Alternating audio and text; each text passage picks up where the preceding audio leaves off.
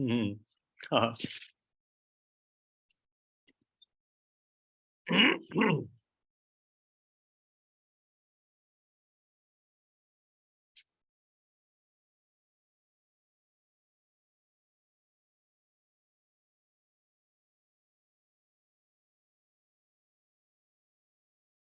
So we can again arouse quick sort of understanding of the basic path, how we can utilize this body and mind to create happiness, to create liberation. But here we, in this practice, we are not considering those enough. We are aiming for state of complete awakening, enlightenment, in order to be able to benefit all sentient beings, save all of them. This is our inheritance. This is our potential to become fully awakened people, not stop halfway or at the stage of just liberating ourselves. However amazing that also may be, but it's not the aim of the, that's not the Bodhisattva's aim. And that's not what the Tara practice is mainly about. It's about complete enlightenment. So again, we can reflect on the refuge. I go for refuge until I'm enlightened to the Buddha, his teachings, and the Supreme Assembly. And that by my merit, positive energy from giving, generosity, and the other perfections, yeah, moral conduct, patience, joyous effort, concentration, and wisdom, through those practices, all within the scope of great compassion. Through them, may I become a Buddha, fully awakened person in order to benefit all sentient beings. Right now, we are arousing these aspirations through effort. A lot of mental effort goes into it because this is not natural for us. But so at one point, at a point in the future, it will become effortless. And we will proceed from Bodhisattva stage to Bodhisattva stage, higher and higher stages, without looking back. Well, we will look back on suffering humanity, but we will not go backwards. We will always be observing the suffering beings. And again, we prostrate, we make offerings, space filled with offerings, then which brings great bliss to the holy mind of all the Buddhas who are in the aspect of Tara.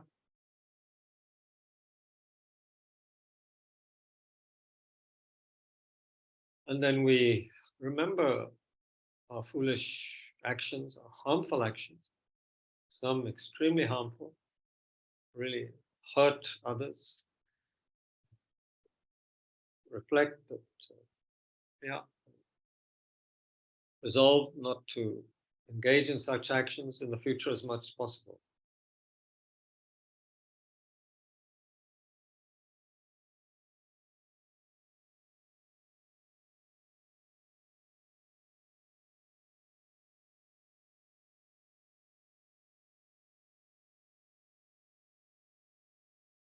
And we rejoice in our positive actions. This is very important. Really, and there's a good reason behind it, many good reasons. One is that positive actions we engage in are the cause of happiness, are the cause of happiness. And if they are really very virtuous, a certain nature, they even create cause for liberation and enlightenment. So positive actions are, easy to rejoice in, or necessary to rejoice in.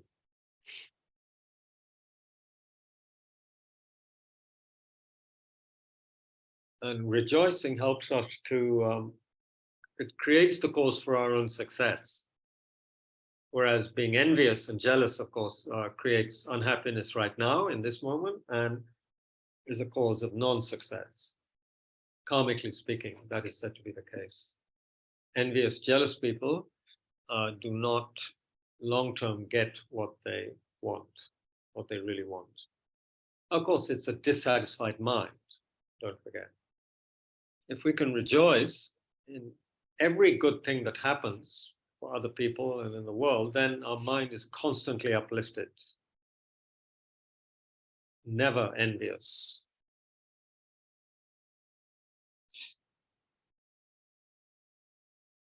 And this also means, of course, that we are not envious of other people's being younger or more handsome or more beautiful or whatever, or richer, because we realize if anybody has a good quality, which is recognized as such by the world, then it's the result of positive karma.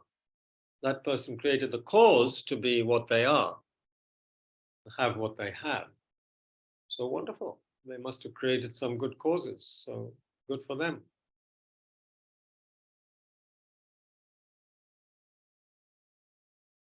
And if someone lives in a mansion and you know that they live in a mansion through ill-gotten gains, then, well, that's no cause to be envious. You feel compassion. They will suffer the results of the negative actions that got them so much money.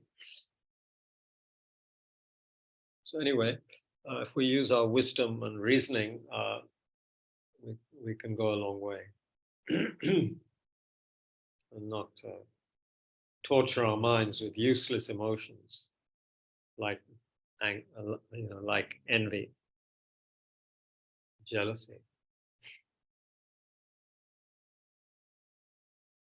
Then we beseech the Buddhas to stay, to remain. It said there are periods when there are no Buddhas at all. Whole eons when there are no Buddhas appear to teach sentient beings because there's no collective karma to receive teachings. And that's this practice of requesting the Buddhas to stay and to teach creates the cause to always experience, to be born in a place where there are teachings and teachers. Because even now on this planet, there are vast areas where there are no teachings or teachers. We would say no authentic teachings and no authentic teachers.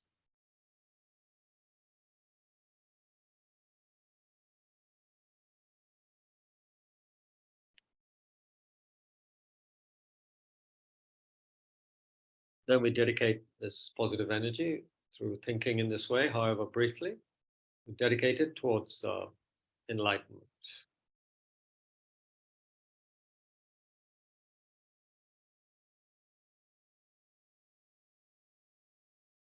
Ordinary aspiration is to dedicate things towards, just future happiness or success, isn't it, in this life, or wealth, or, for one's children to pass their exams or whatever, which is fair enough. But here we are dedicating positive energy to enlightenment.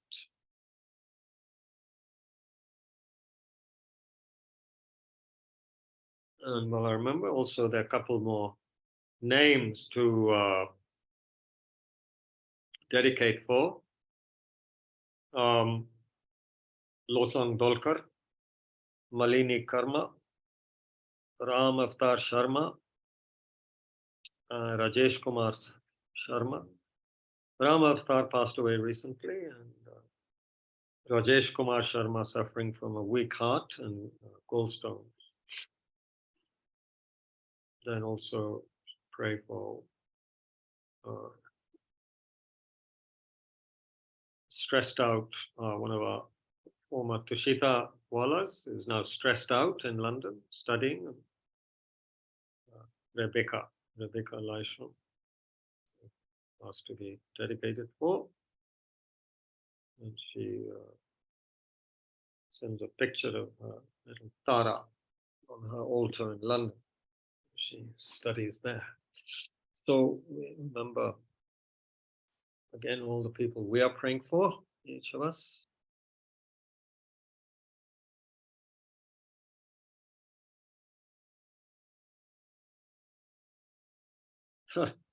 because when we have suffering, it feels very real. So it feels real to others. Suffering feels real to others. Although it may just be news to us, and others are just images, colors, and shapes in front of our eyes. But other people are also just like us in so many ways.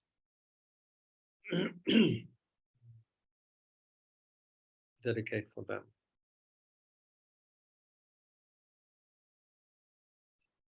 We offer the mandala. This is basically a practice of generating positive energy through imagining a very, very purified universe full of wonderful bliss bestowing objects and so forth.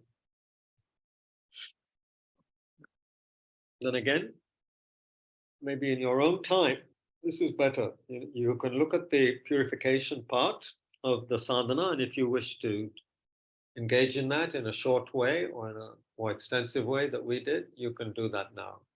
But do it at your own speed and in the way you'd like. You might just want to have the kind of all-in-one purification, keep it simple, or you might want to do one by one. From the white Om at the crown, at the red R at the throat, blue Hum at the heart. Maybe do what feels comfortable for you for a few minutes. Feeling the light, not just light, but nectar as well. Nectar and light. Nectar is more, it's said, connected with purification that which brings about the experience of what is called the clear light mind, or the a very luminous, clear light nature of mind. And the nectar brings about more the experience of great bliss, mahasukha, great uncontaminated bliss, which is said to be highly useful because it helps the mind to focus at this high level. It helps it to focus and be totally uninterested in any other kind of distraction. There's so much bliss within one's own mind, one doesn't need to waste energy on anything else outside of ourselves. And it helps the mind to become very subtle and thereby able to understand reality at a deeper level. So, yeah, that's why the visualizing nectar is also very meaningful, not just light.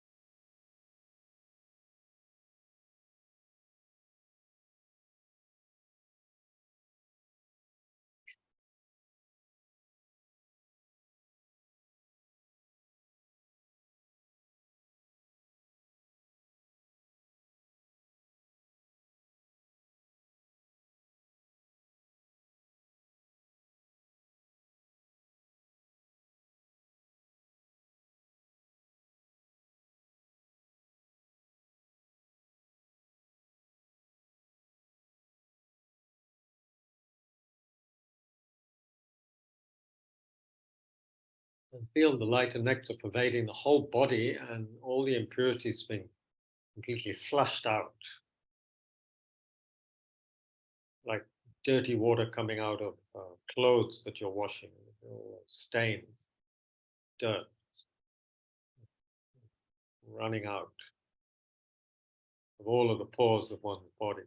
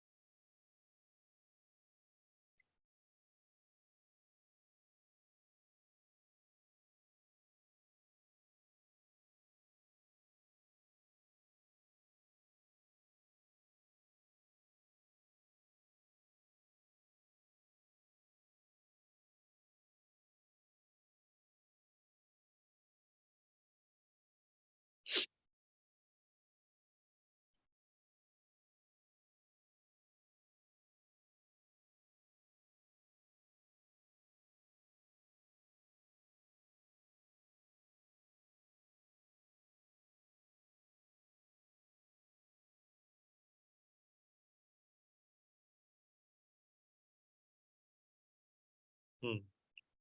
Okay. Then we can imagine Tara merging with us if we wish.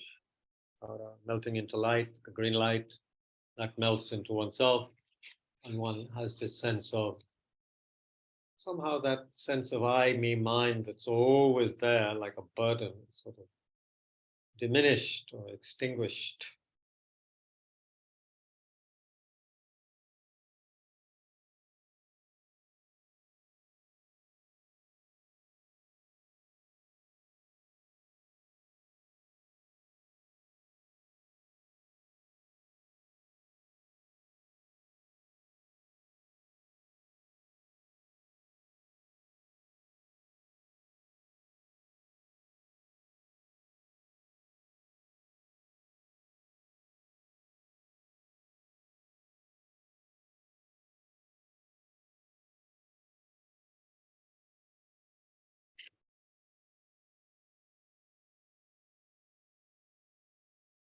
Hmm.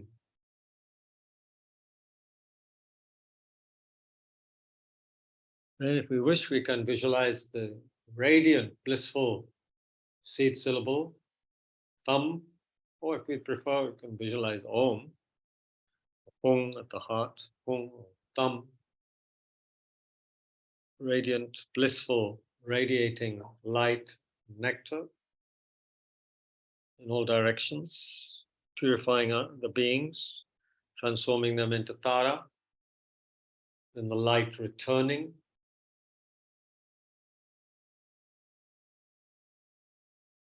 bestowing all the qualities of power, compassion, wisdom upon us, showering them upon us.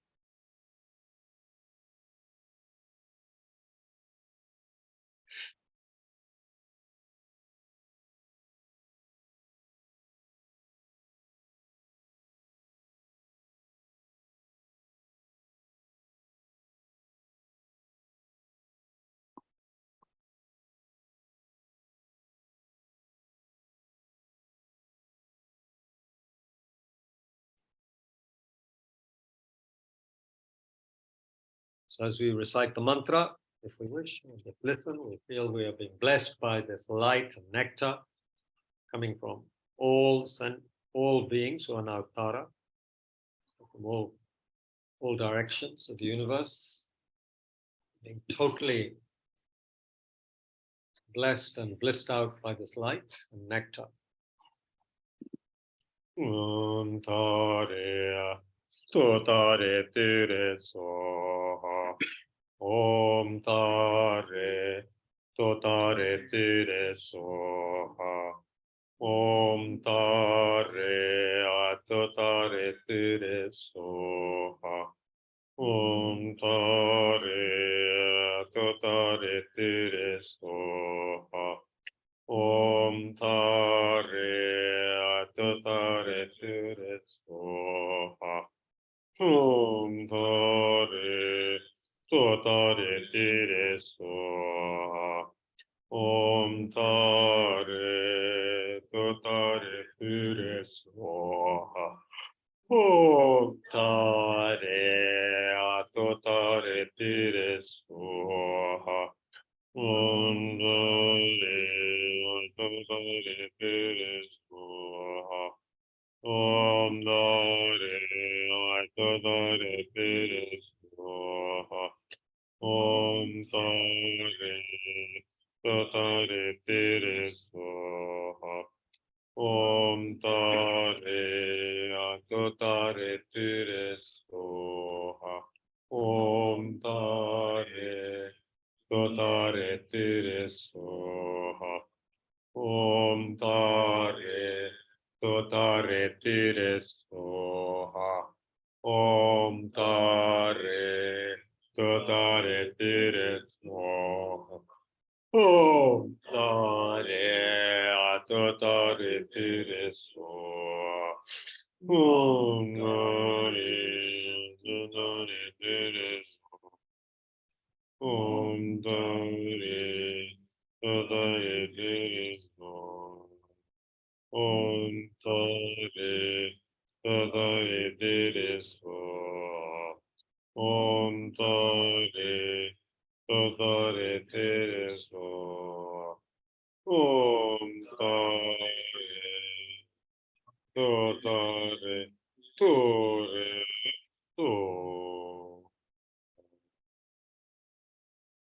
Umatare totare.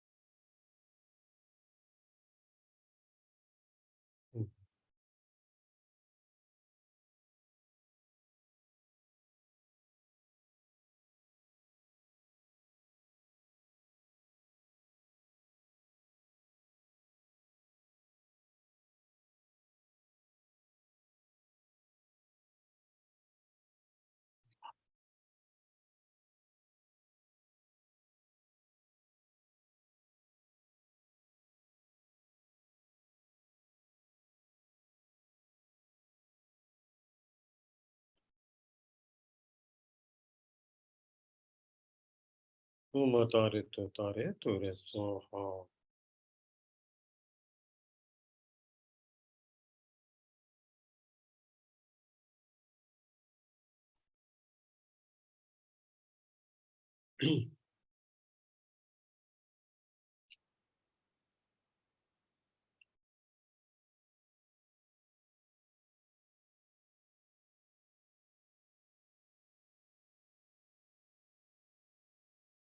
Before we recite the praises or listen or meditate to them, read something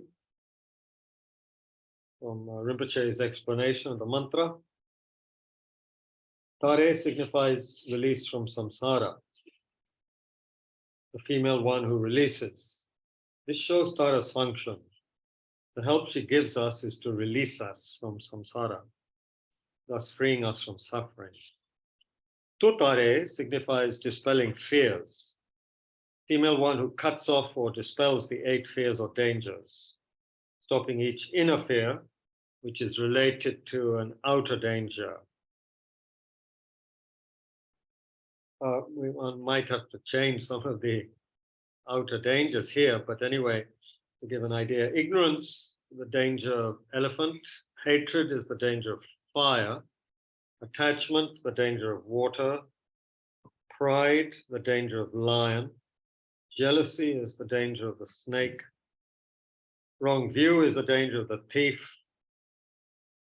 doubt is the danger of hungry ghost, pray. Miserliness is the danger of chains. I don't know how that is, but there must be some connection. The point is she's free from so many dangers. Basically, Tara saves us from all these 8 dangers of the disturbed and unsubdued mind and its karmic actions. She's the female one who releases from the 8 fears. Release shows the true path of cessation. That's third noble truth, the true path of both the Theravada and Mahayana. So Tara releases from the cause of suffering, the 8 fears of the disturbed and unsubdued mind, and the action of karma. Ture signifies releasing from disease. Tara not only releases us from the physical diseases that we ordinary beings recognize, she also benefits by releasing beings from mental diseases, the 84,000 diseases of the disturbed and unsubdued mind and its karmic actions. This shows the true cessation of suffering by actualizing the true path, realizing nirvana, release from samsara, and the enlightenment within one's own mind. Tara shows the true path to us and to all sentient beings, and this is how she leads those who wish to and who need to be brought to the release of nirvana and then on to enlightenment. Gradually, she brings beings to enlightenment by showing the path.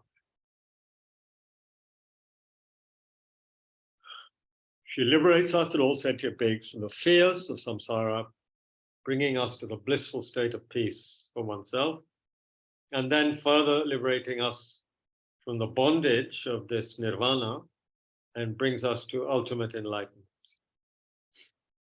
Tara is a special Buddha, a special deity, a manifestation of all the Buddha's holy actions of body, speech, and mind. Therefore, she's called Mother. By depending on Tara, one receives enlightenment, as all those who in the past have depended on this special deity, this manifestations of all the Buddha's holy actions, just as they have received enlightenment. Thus, Tara is considered the mother from whom all the Buddhas, the past, present, and future, have been born, and from whom we receive enlightenment. In this way, we shall all be born from Mother Tara. So why is it that Tara is called the mother? Tara is the essence of the holy mind of all the Buddhas. The holy mind, which is the absolute guru, the Dharmakaya. That's the base upon which we label Mother Tara. Thus, even though we recognize her to be in female aspect, the base upon which we label her is the Dharmakaya, the body of truth, the holy mind of all the Buddhas, the absolute guru. So there isn't even one Buddha that has not been born from the absolute guru, the Dharmakaya. So no sentient being received enlightenment without depending on the guru. The absolute guru manifests in different forms and reveals different methods according to the level of one's own mind. This is the relative guru arising from the absolute guru. So all past and present Buddhas have been, and all future Buddhas will be, born from the absolute guru, which functions to release us from all suffering and obscurations.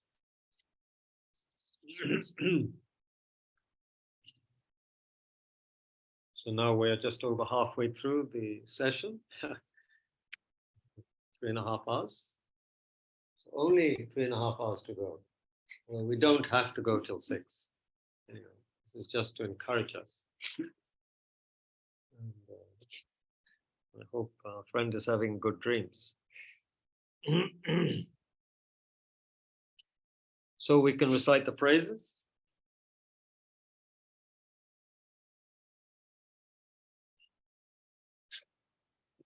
From your sublime abode of the Potala.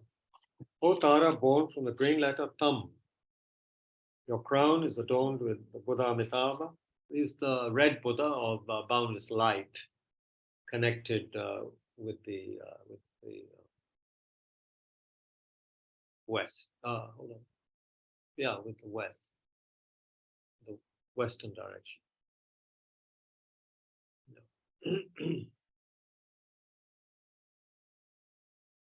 Action Mother of the Buddhas of the past, present, and future. Tara, please come with your attendants. Gods and demigods, bow to your lotus feet, O Tara, you who rescue all who are destitute. The destitute, very powerful word here. In a sense, everyone who is wandering in samsara is destitute. Destitute of, their true home, of the remedy to suffering. Lonely on the paths of cyclic existence, you could say. So you who rescue all who are destitute, to you, Mother Tara, I pay homage.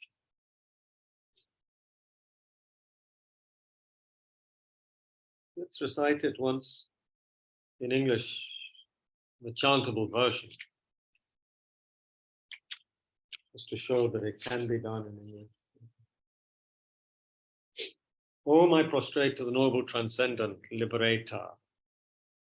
Homage Tara, swift heroic, eyes like lightning instantaneous, sprung from opening stamens of the Lord of Three Worlds, table and lotus. Homage he whose face combines 100 autumn moons at full, and blazing with light rays resplendent as 1,000 star collection. Homage golden blue and lotus, water-born in hand at dawn, and giving effort calm austerities, patience meditation her sphere. Homage crown of Tathagata's actions triumph without limit, relied on by conquerors' children, having reached every perfection. Homage filling with Tutare, who desire direction and space, trampling with her feet the seven worlds, able to draw forth all being.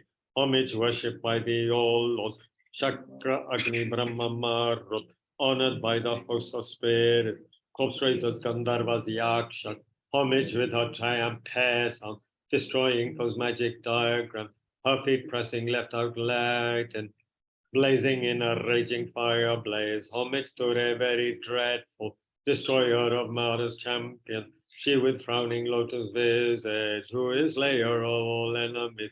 Homage at the heart her fingers, adorn her with ritual mudra, light rays masses all excited, all directions wheels adorn her. Homage she so joyous radiant, crown emitting garlands of light, mirthful laughing with the thare, all directions wheels adorn her. Homage she so joyous radiant, crown emitting garlands of light, mirthful laughing with the thare, subjugating Maradevas.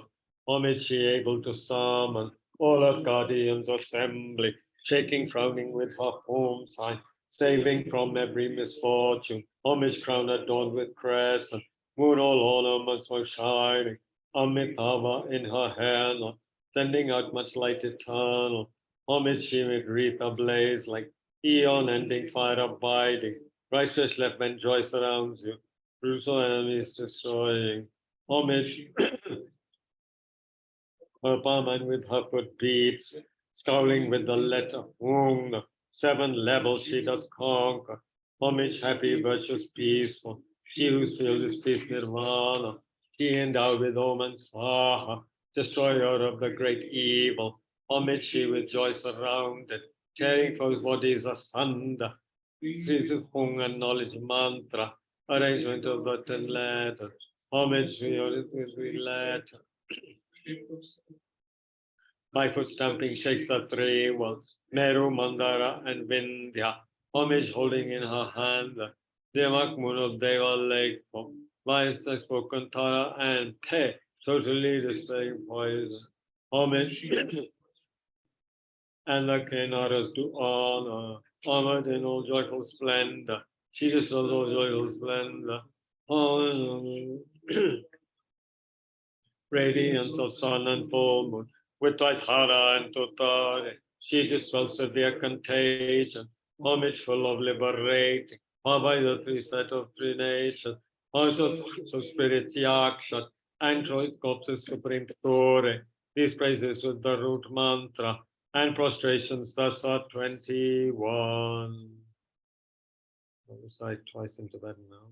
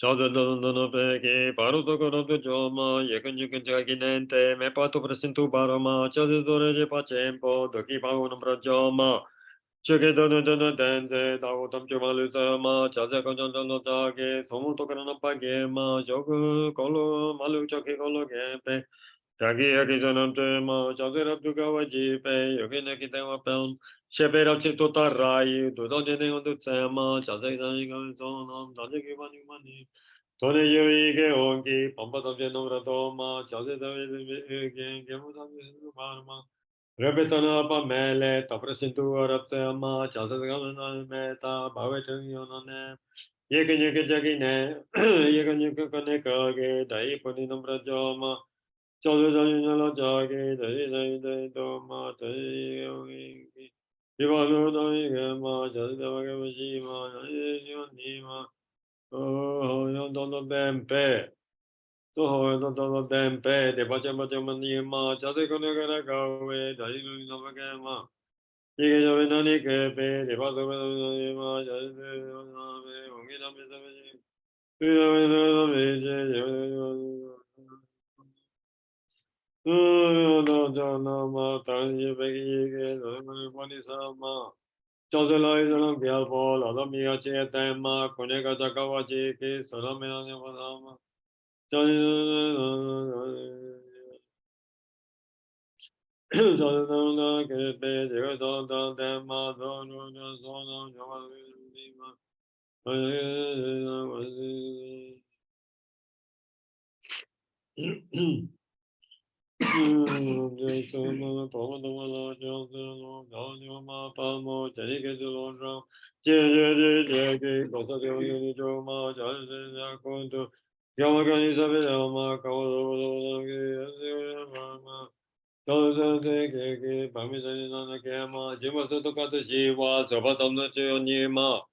Chosen the Shinjabe Soto, Tayanamrake Wachama, Maluparo Chipato, Peg, Yawashiki Tutama, Chosen Totara Hungige, Dono no Kangama, Jeten Tokajaki Nente, Lubame Pakipanima, Choseki Mila Zamba, Lona no Wanjuchama, Chubarola Tisanamla, Nejaki Tama, Chosen Tana Peki, Parutokura to Joma, Yakan Yakachaki Nente, Mepata Shintu, Mepato Shintu Barama.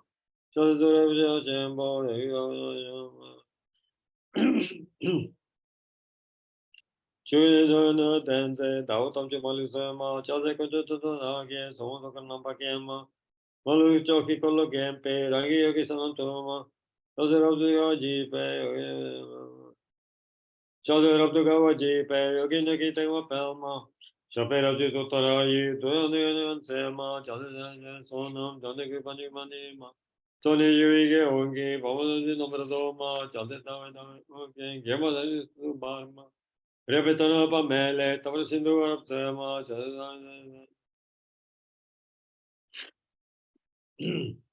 yekan yekan yekage, dai pani nambra joma, chage jage, nege tone jende ike honke, repatono nani gema, jade tama gema shima, nyani ni ma, soho yon tempe, deva yon ni ma,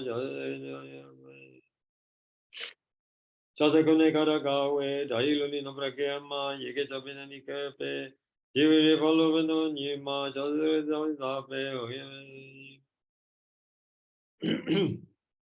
Vidamaladam Beje Yon Yon Nima Chadri Yonam Periatana Tani Jopeki Yige Dolomanu Palisalma Chadridan Jan Telfo Ladamia Chetam Kunegajakawaji Ke Sonomilanya Pasalma Chazani Wadawa Gepe Chanipala Salma Horalizo Tutaraye Shinu Dambarin Salma Chazde Manjam Kape Dololo Nisonam Jampaturi Rajani.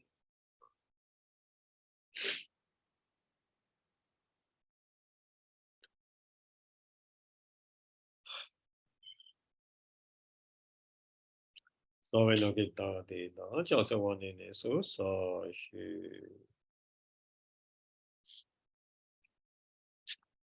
Whom I prostrate to the goddess for destroy liberating Lady Tara.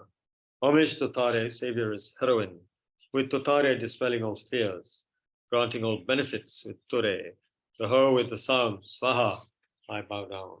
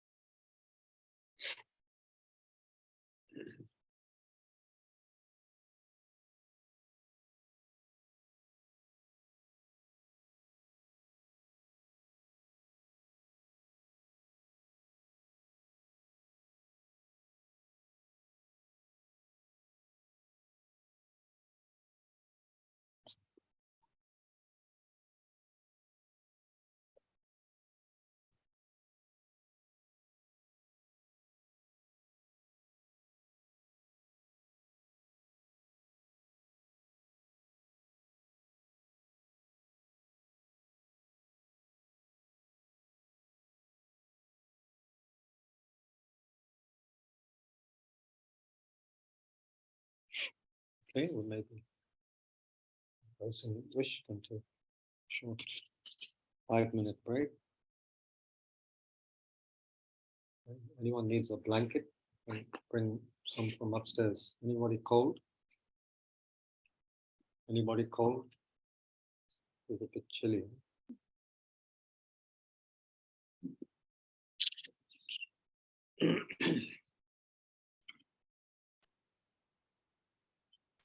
Well done online. So many. Thank you. Do you need hot water? Hmm? Do you need hot I'll get some.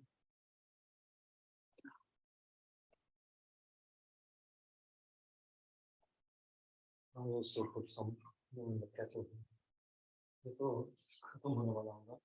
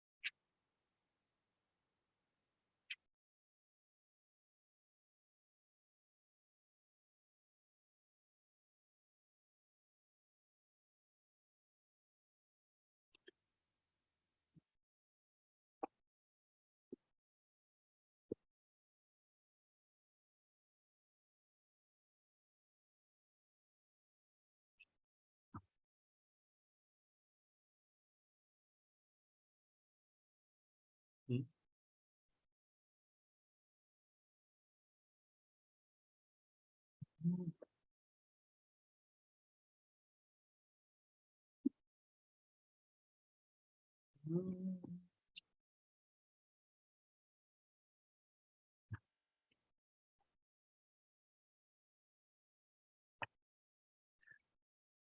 We should have made a thermos of great tea with milk. दूध है fridge में, लेकिन और लोग आते हैं ना तो उनको काम में लगाते हैं रसोई में. Next one is break night. Huh? अगले वाले This break is just a trial run. Next time we have proper catering department. नवीन जी को उठा सकते हैं. हाँ? नवीन जी को उठा सकते हैं. कॉफी बना दो मेरे लिए. Yeah, really.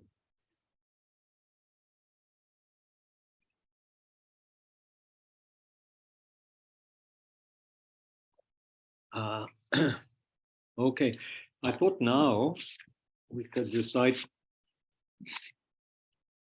King of Prayers, which is a wonderful prayer. It's the first prayer in this booklet, 8 prayers to benefit the dead. But I don't know if that's online. 8 prayers, we have recited it before, but I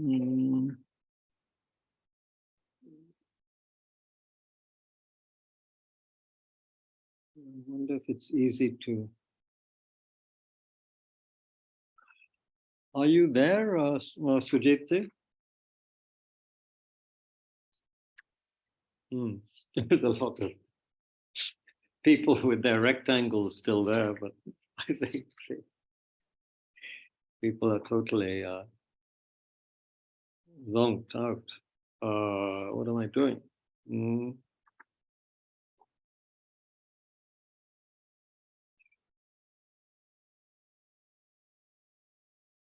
King of Prayers.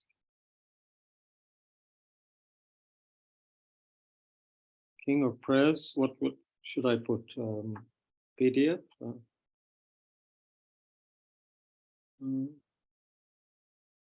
PDF?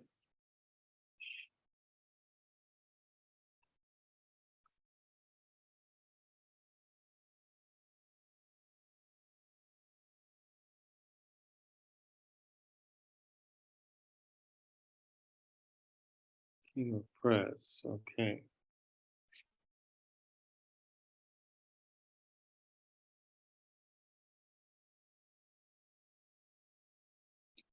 Voila, good, okay. Oh. Yeah.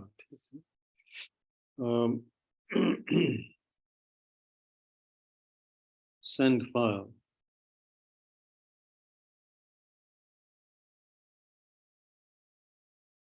Okay, I'm sending the hopefully it'll work.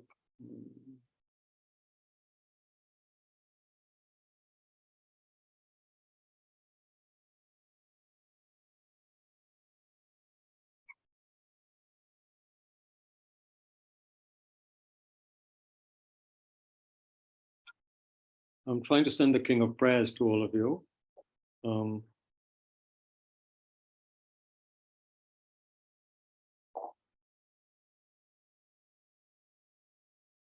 Yeah, it seems to work. 7 pages.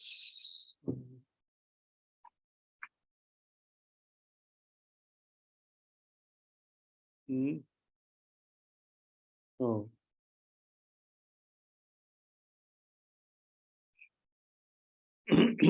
Meanwhile, the rest of you can start reading it a little and just motivating.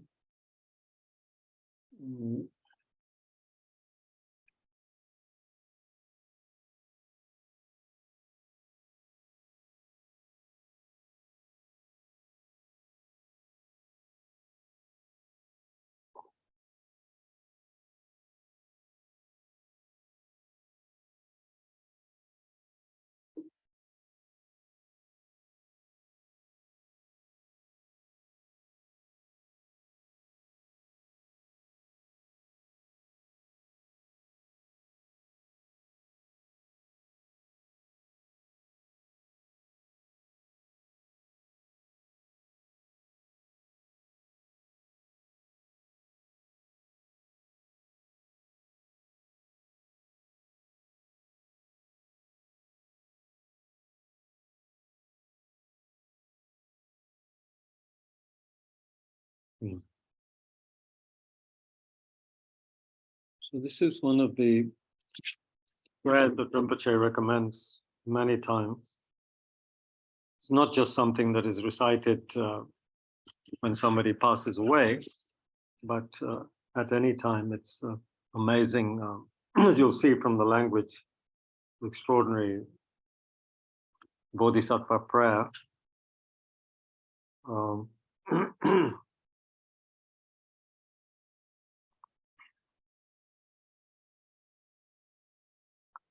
But it doesn't seem to be, maybe it's too big a file to be sent. Can you see if it, You have to download it first. you have to download it first? Oh, Then you just you can't just send it? It says send file. You can't just do it that way?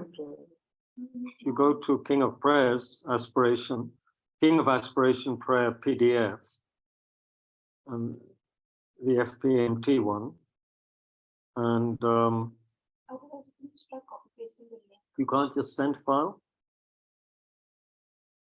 You have to probably, You have to download it first, I think just sending the link should be enough. or should you open it first?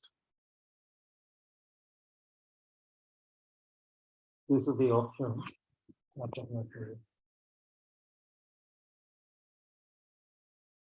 Yes, yeah. down.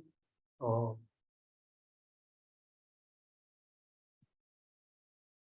Now, in the files, आप वहाँ से what to hmm.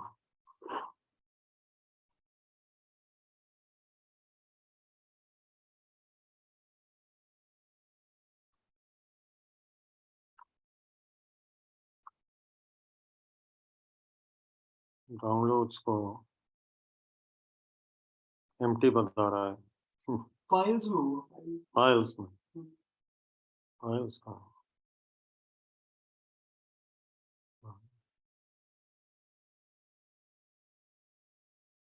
I just sent you a link. Hey Ram, huh? I just sent you a link. I think that Have you? Thank you. Then I will click forward. Okay, very kind of you. It's working for me. Fantastic, yes. Good, well done. Okay.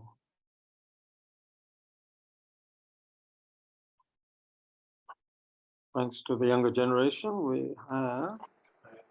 Chat box as well. Hello, someone woke up online. Yeah, Looks like someone just woke up. Okay, I'm sending the King of Prayers. It's Purvaji sent me. It's wonderful to recite anytime. Yep, we have it now. It's gone to all the Tushita groups. Is anyone here not on the Tushita group? Then you have to.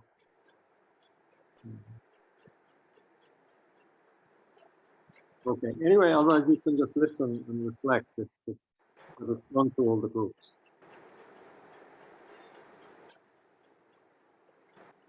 got it. Yep. I hope it opens. Anyway, one of the disadvantages of being online only.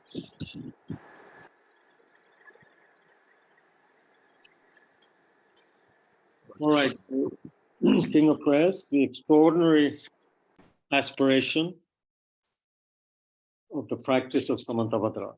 Samantabhadra is one of the 8 great bodhisattvas, together with Siddhigarbha, Manjushri, Avalokiteshvar, Vajrapani, and so forth. And he's very famous for his offerings and his prayers. And so this is the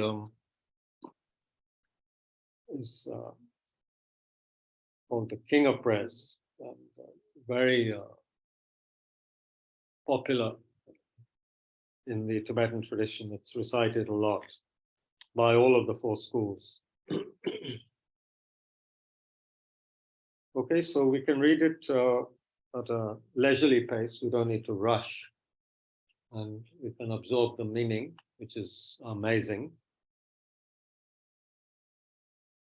Some of the visualizations are also extraordinary. The first couple of verses, already introduce the sort of mind-blowing visualization, sort of, which is perhaps closer to reality than we know. We are so caught up in our the little world we know through our limited five senses. And of course, there are some scientific instruments which show us some amazing things, no doubt. But anyway, here is a prayer by a great bodhisattva and they have remarkable, powers through the practice of samadhi and so forth. I bow down to the youthful Arya Manjushri. You lions among humans, gone to freedom in the present, past, and future, in the world of 10 directions. To all of you with body, speech, and sincere mind, I bow down. Am I the only one reciting? Are some of you reciting? Oh, okay. With the energy of aspiration for the Bodhisattva way, with a sense of deep respect, and with as many bodies as atoms of the world, all you Buddhas visualized as real, I bow down.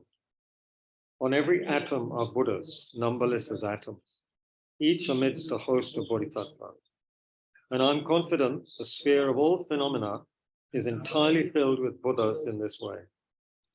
With infinite oceans of praise for you, oceans of sound from the aspects of my voice, I sing the breathtaking excellence of Buddhas and celebrate all of you gone to bliss. Beautiful flowers, regal garlands, sweet music, scented oils and parasols, sparkling lights, and sublime incense I offer to you, victorious ones. Fine dress, fragrant perfumes, sandalwood powder heaped high as Mount Meru. All wondrous offerings in spectacular array I offer to you, victorious ones. With transcendent offerings, peerless and vast, with profound admiration for all the Buddhas, with the strength of conviction in the Bodhisattva way, I offer and bow down to all victorious ones. Every harmful action I've done with my body, speech, and mind, overwhelmed by attachment, anger, and confusion, all these I openly lay bare before you. I lift up my heart and rejoice in all positive potential of Buddhas, Bodhisattvas, in 10 directions, of solitary realizers, heroes still training, and those beyond, and of all ordinary beings. You who are the bright lights of worlds in 10 directions, who have attained the Buddha's omniscience through the stages of awakening, all of you who are my guides, please turn the supreme wheel of Dharma. With palms together, I earnestly request you who may actualize parinirvana, please stay with us for eons, numberless as atoms of the world, for the happiness and well-being of all wanderers in samsara. Whatever slight positive potential I may have created by paying homage, offering, acknowledging my faults, rejoicing, requesting that the Buddhas stay and teach, I now dedicate all this for full awakening. So this was the 7-limb prayer given here that we did before. Yeah. May you Buddhas now living in the worlds of 10 directions, all you gone to freedom in the past, accept my offerings. May those not yet arisen quickly perfect their minds, awakening as fully awakened ones. May all worlds in 10 directions be entirely pure and vast. May they be filled with bodhisattvas, surrounding Buddhas gathered beneath a Bodhi tree. May as many beings as exist in 10 directions be always well and happy. May all samsaric beings live in accord with the Dharma, and may their every Dharma wish be fulfilled. Remembering my past lives in all varieties of existence, may I practice the Bodhisattva way. And thus in each cycle of death, migration, and birth, may I always abandon the householder's life. Then, following in the footsteps of all the Buddhas and perfecting the practice of a Bodhisattva, may I always act without error or compromise, with ethical discipline, faultless and pure. May I teach the Dharma in the language of gods, in every language of spirits and nagas, of humans and of demons, and in the voice of every form of being. May I be gentle-minded, cultivating the 6 paramitas, and never forget bodhicitta. May I completely cleanse without omission every negativity and all that obscures this awakening mind. May I traverse all my lives in the world free of karma, afflictions, and interfering forces, just as the lotus blossom is undisturbed by the water's wave, just as the sun and moon move unhindered through the sky. May I ease the suffering in the lower realms and in the many directions and dimensions of the universe, and may I guide all wanderers in samsara to the pure bliss of awakening and be of worldly benefit to them as well. May I practice constantly for eons to come, perfecting the activities of awakening, acting in harmony with the various dispositions of beings, showing the ways of a bodhisattva. May I always have the friendship of those whose path is like mine, with body, words, and also mind.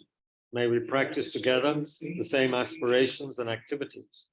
May I always meet a spiritual mentor and never displease that excellent friend who deeply wishes to help me and expertly teaches the Bodhisattva way.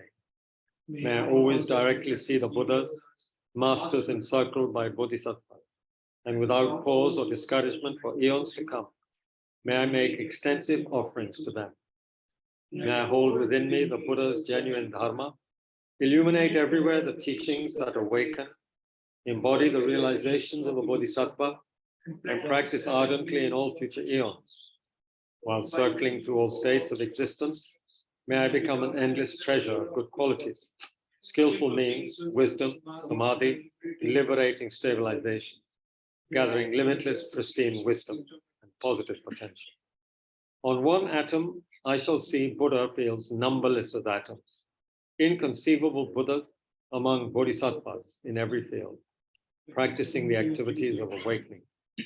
Perceiving this in all directions, I dive into an ocean of Buddha fields, each an ocean of 3 times Buddhas in the space of a wisp of hair. So I too will practice for an ocean of eons.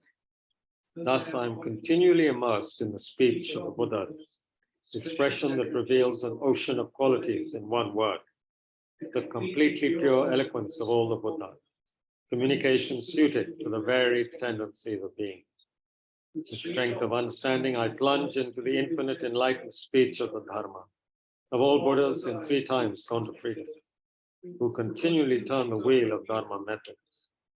I shall experience in one moment such vast activity of all future eons, and I will enter into all eons of the 3 times in but one fraction of a second. In one instant, I shall see all those awakened beings, past, present, and future lying among humans. And with the power of the illusion-like stabilization, I will constantly engage in their inconceivable activities. I shall manifest upon one single atom the array of pure lands, present, past, and future. Likewise, I shall enter the array of pure Buddha fields in every direction without exception. I shall enter the very presence of all my guides, those lights of this world who are yet to appear, those sequentially turning the wheels of complete awakening, those who reveal nirvana, final, perfect peace.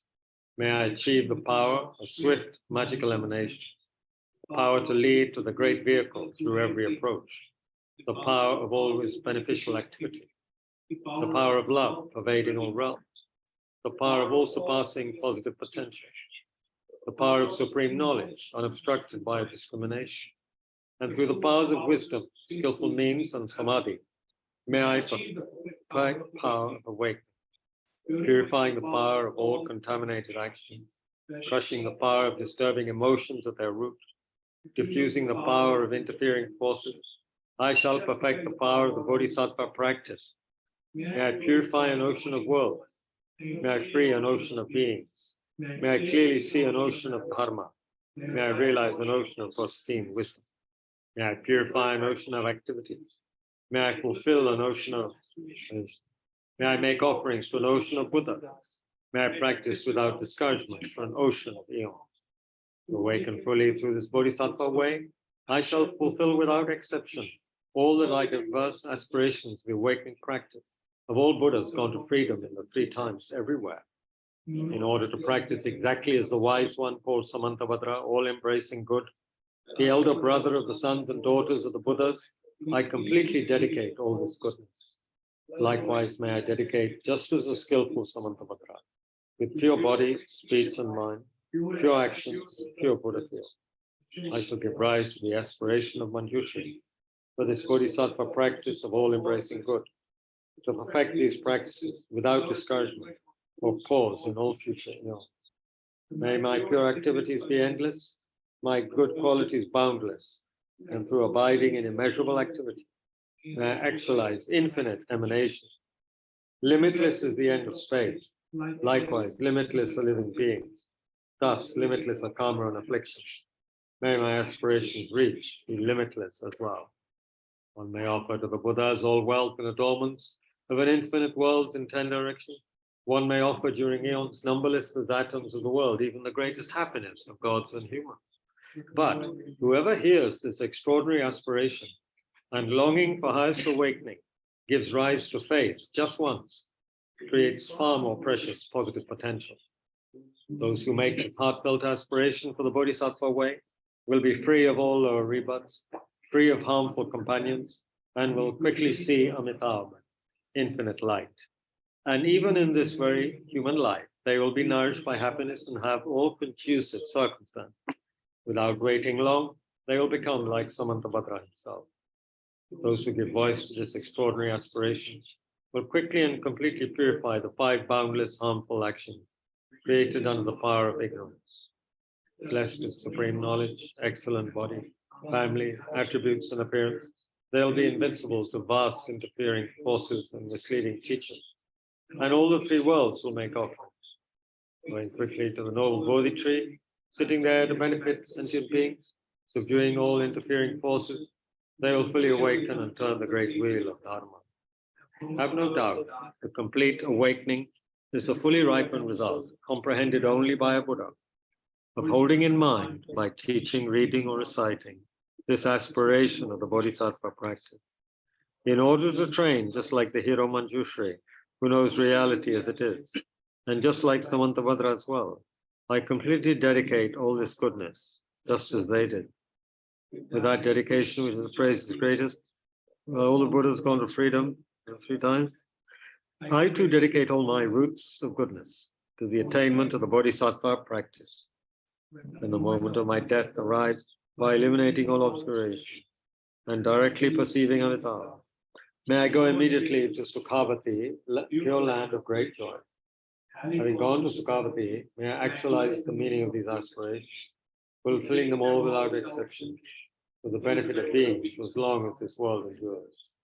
Born from an extremely beautiful superlative lotus, in this joyful land, the world is magnificent mandala.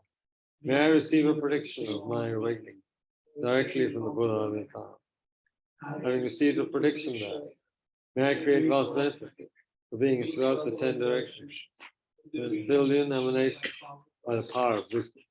Even a small virtue I've accumulated by offering this prayer, the Bodhisattva practice. May all the positive aspirations of beings be fulfilled in an instant through creating limitless positive potential. By dedicating this prayer of Samantabhadra's deeds, may all beings drowning in this torrent of suffering enter the presence of Amitabha. He is King of aspirations, which is the greatest of the sublime, helping wandering beings in the samsara through the accomplishment of this scripture, dancing with Samantabhadra's practice. May suffering realms be utterly empty of all beings.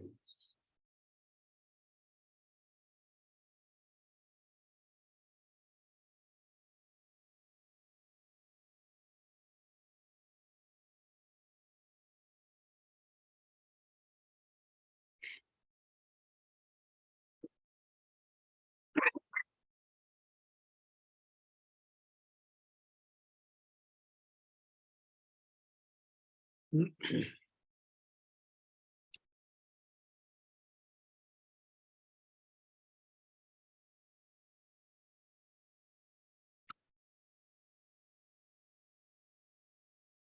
this point, I will read some prayers that occur in the longer practice. And we can reflect on them.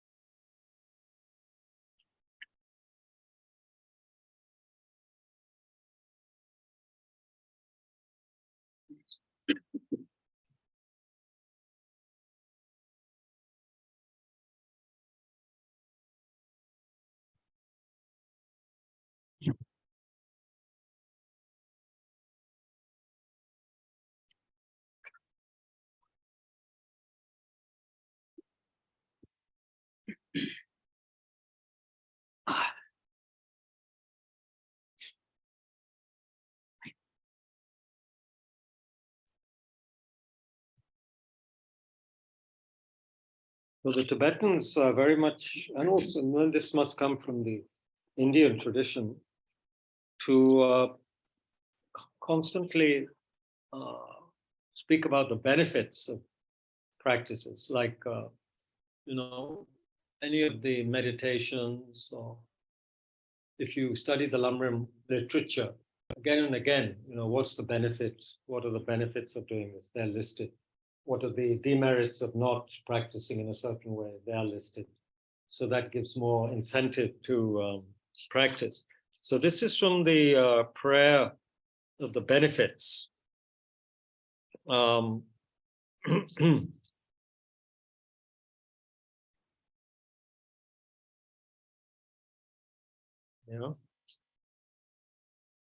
It's short, but it's quite nice.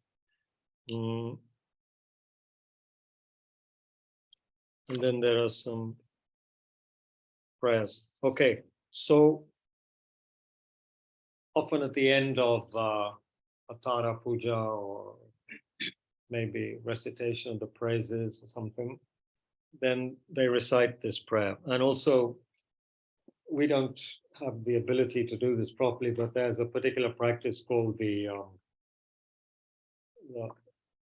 4 mandala offerings to Chittamanitara practice. That's rather a higher practice. So in that they have a lot, these prayers also. So here it says this: whoever is endowed with devotion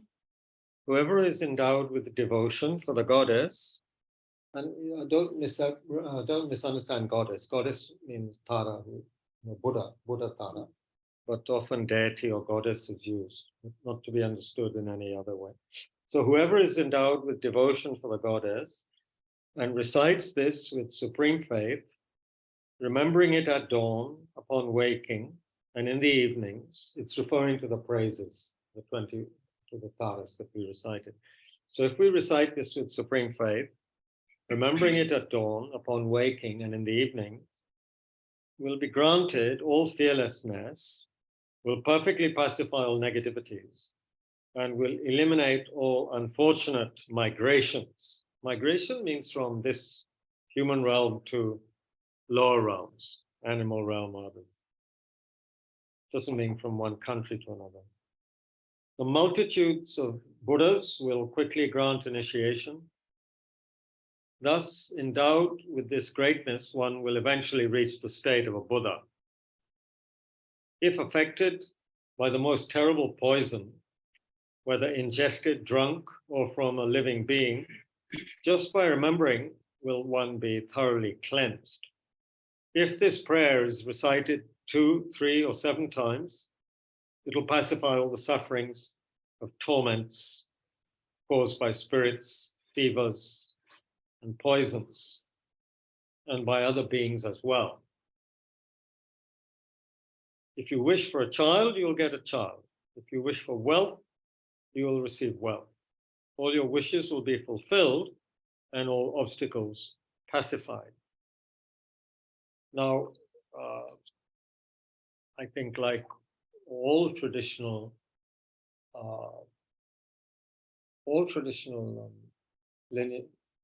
religions, spiritual paths believe in spirits that can also create suffering, possession by spirits. Christians certainly do, or used to. Buddhists certainly do. I'm sure Hindus do as well. They have rituals for exorcism and so forth. In fact, this poor fellow, this poor person whose name we gave, who committed suicide, Rinpoche was traveling to Dharamsala a few days ago. He and Nivita met him at the airport at Dharamsala, and told him about her friend who had died, committed suicide. And he said, "Yeah, this is spirit possession," because he'd been taking all kinds of medicines for months and months and months, and nothing helped him. Nothing helped him. So for Tibetans, this is very easy to understand. It's not a mystery. you can't cure spirit possession with medicine, whether Tibetan medicine or Western medicine, because it needs a spiritual intervention, some other kind of intervention, which poor fellow, he didn't get. Rinpoche promised to pray for him, but which can be very helpful, of course, but he wasn't able to be helped before he died. Anyway, so when these prayers say things like, it can pacify torments caused by spirits, they mean it literally. It's a literal thing. And I think, once we feel fortified by certain practices, then we are immune to spirit harms. Just as a person who's healthy is immune to many germs and so forth, viruses that would affect other people, right? If our immune system is strong, we're resistant. So these kind of practices, like Tara and so forth, they make us very inwardly immune to a lot of what can disturb and even, drive people crazy, spirit possession. So a lot of people also who are in asylums from Tibetan Buddhist and I'm sure Hindu point of view, they are there because of being tormented by various spirits, possession. Of course, these spirits are obviously very unhappy themselves.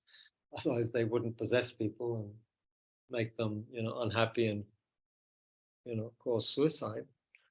So anyway, so Tara practice, it is said, the praises regularly performed just make one immune to all this.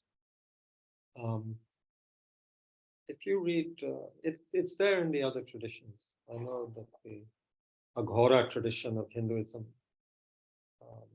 they believe in all of this, and they have rituals to ward off this kind of harm. A certain kind of behavior will attract negative spirits, so one has to be careful. And if one is psychically a little unbalanced, then again, the spirit can enter into one's continuum and create havoc. One monk friend of mine, a very good monk, he was possessed for a while. And he was studying a lot and so forth, but he was completely wretched for a while until he was able to find a teacher who could, a lama who could exorcise that particular spirit.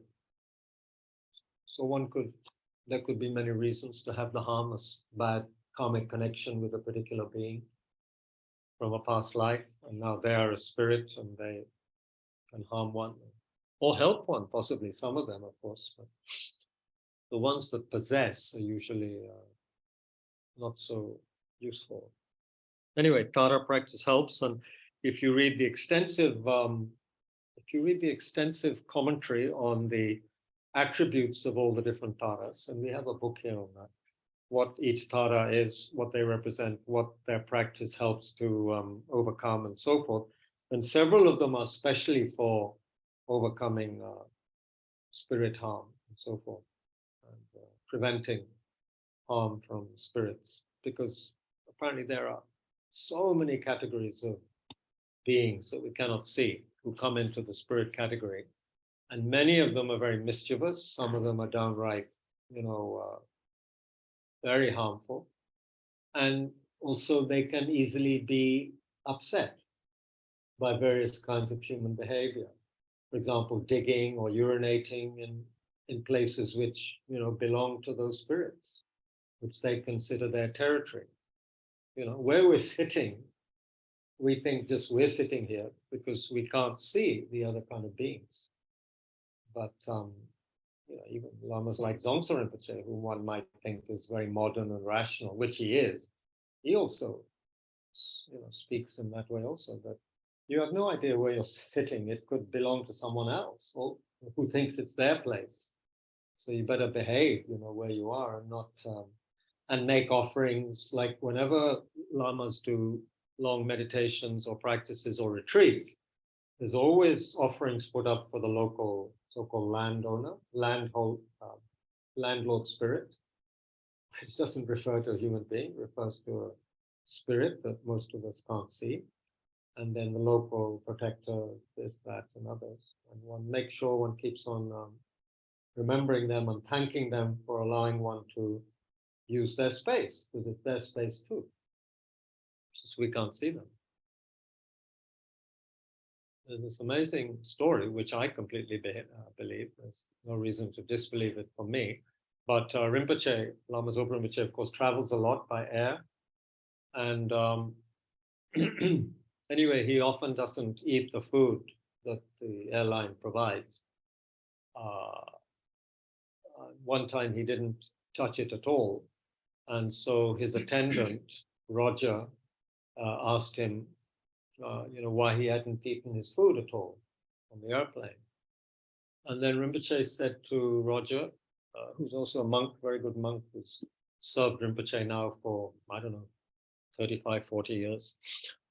He said to Roger, if you could see all the other beings in this plane who are trying to get something, get some essence out of this food, you would kind of lose your appetite and just be praying for those beings. And it said that if with very strong concentration, someone with compassion and so forth can actually help those beings to get some essence of the food. I mean, they are beings without ordinary body, they're without gross body, but they can't usually get any kind of sustenance from food or drink or anything, and they remain hungry, like the hungry ghosts, pret. This is what we would call a pret, which is well known in Hindu Indian tradition. So he said, if you could see those beings, you wouldn't want to eat your meal either. You would just want to pray for them and do the practice so that they could get some essence of the food. So, you can say, well, it's a lot of nonsense. Lamas hallucinate or something. But Buddha speaks about these beings so often in the Pali Suttas. So are we going to say Buddha is also deluded? All the great Hindu saints are deluded who speak about pretas, pret. It's a well-known thing, isn't it? In the Hindu system, we speak about pret, narakvasis, pret, so forth. So, anyway, Tara practice, any powerful spiritual practice, I guess, but especially the Tara practice protects from those fears, spirits, some of whom are very harmful. And for example, there are certain nagas, if we urinate in the wrong place in their home, they get incredibly upset and they can create pretty near incurable skin diseases and so forth. Nagas. So we should be careful. I mean, not think, okay, just because I can't see certain things, they don't exist. And that isn't a very rational way to behave, actually. Although understandable. Anyway, sorry, long diversion. Sorry, people online. I don't know if you heard some of that. About hungry ghosts in aeroplanes. But they're everywhere because they outnumber humans by far. It said insects and animals outnumber humans. These outnumber animals. And then the hell beings outnumber everyone. Because most beings create a karma also, for hell, for hellish experience. And we can't see those beings, most of us. But people who are karmically purer, like many of the teaching lamas, they can see these beings. So you could say almost they live in a different world because they, in the sense that they see so much more than we do. So obviously they're going to have more compassion than us because we can only see human and animal suffering. We can't see the suffering of any other realm. But it seems like these lamas can. Yeah. But yeah, those verses ended with something very worldly. Yeah? If you pray for a child, you get a child. You wish for wealth, you'll receive wealth. Can we talk about this? Huh? This section, can we talk about this? Instead Sure. of praying. Well, wealth is useful now. You use it for others. It's no use to be poor if you want to help others. What's the point And of other being? wishes as well. Huh? Other wishes as well, है ना? और भी चीजें फिर मिलेगी ना? Yeah, all your wishes will be fulfilled. But it doesn't say all your bad wishes, all your negative wishes will be. It doesn't mean that. I think it means mostly, one's supposed to do this practice with good motivation. So they take for granted that the wishes will be positive. And then if a couple want a child badly enough, well, yeah, let them have a child. If they don't have a child, they'll be unhappy, and then they're not much use to the world. Unhappy people aren't much use to the world. So you want a child, get a child. You want wealth, get wealth. And then share it.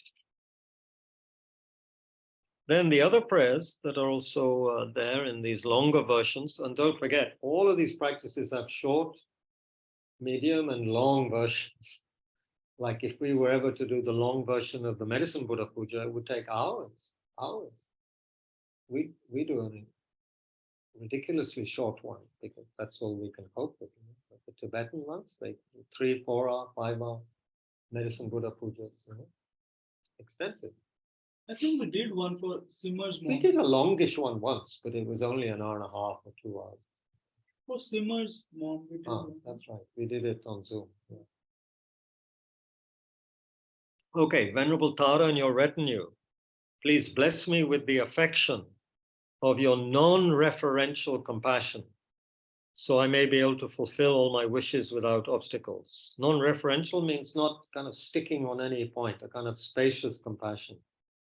I think, they speak a lot about fixation in the Dharma, which means the mind wants to grasp onto things, including the object of one's compassion. So then, therefore, it creates that stickiness. And one's no longer is then abiding in emptiness, right? If you think I am helping this person, we've heard that one before, right? Me, the object, what I'm doing for them, we make it a big deal, and it's no longer pure action, right? So non-referential compassion, I think, refers to that. We're not sticking or referring or fixating on anything. There's a kind of radiation of compassion, spontaneous radiation throughout space, without any need for any kind of validation or anything like that. Let the teachings and practice of the Buddhas in general and the doctrine of Tsongkhapa in particular spread to the 10 directions. Obviously, this is a Gelug version.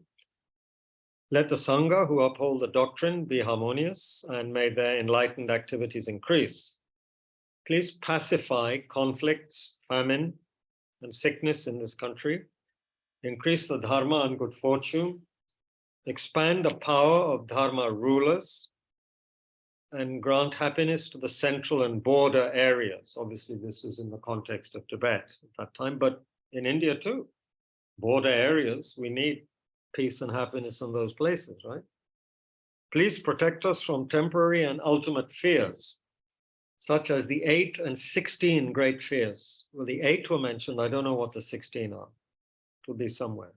And then spirits, plagues, nightmares, bad omens, as well as the sufferings of samsara, the unfortunate realms, and so forth. May life, prosperity, and merits increase. May all negative thoughts be pacified. Please grant your blessings that realizations of the 3 principles of the path and the 2 stages may quickly be completed. So you remember the 3 principles of the path?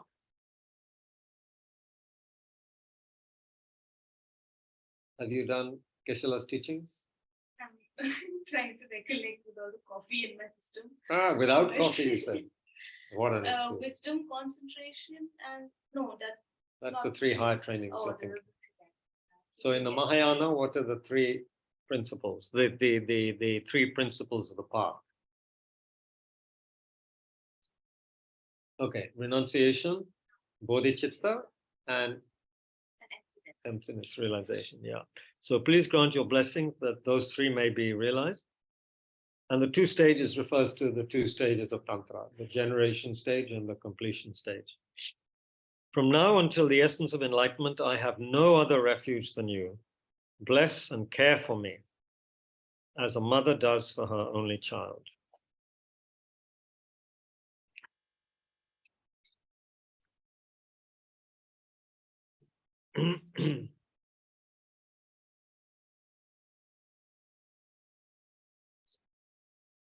So the Tara praises are, of course, recited in most monasteries and nunneries every day. Sometimes at breathtaking speed, much too fast. So much so that if you're listening, you don't even know sometimes which verse they're on. They're so fast, which I think is a bit of a shame, but they seem to know what they're doing.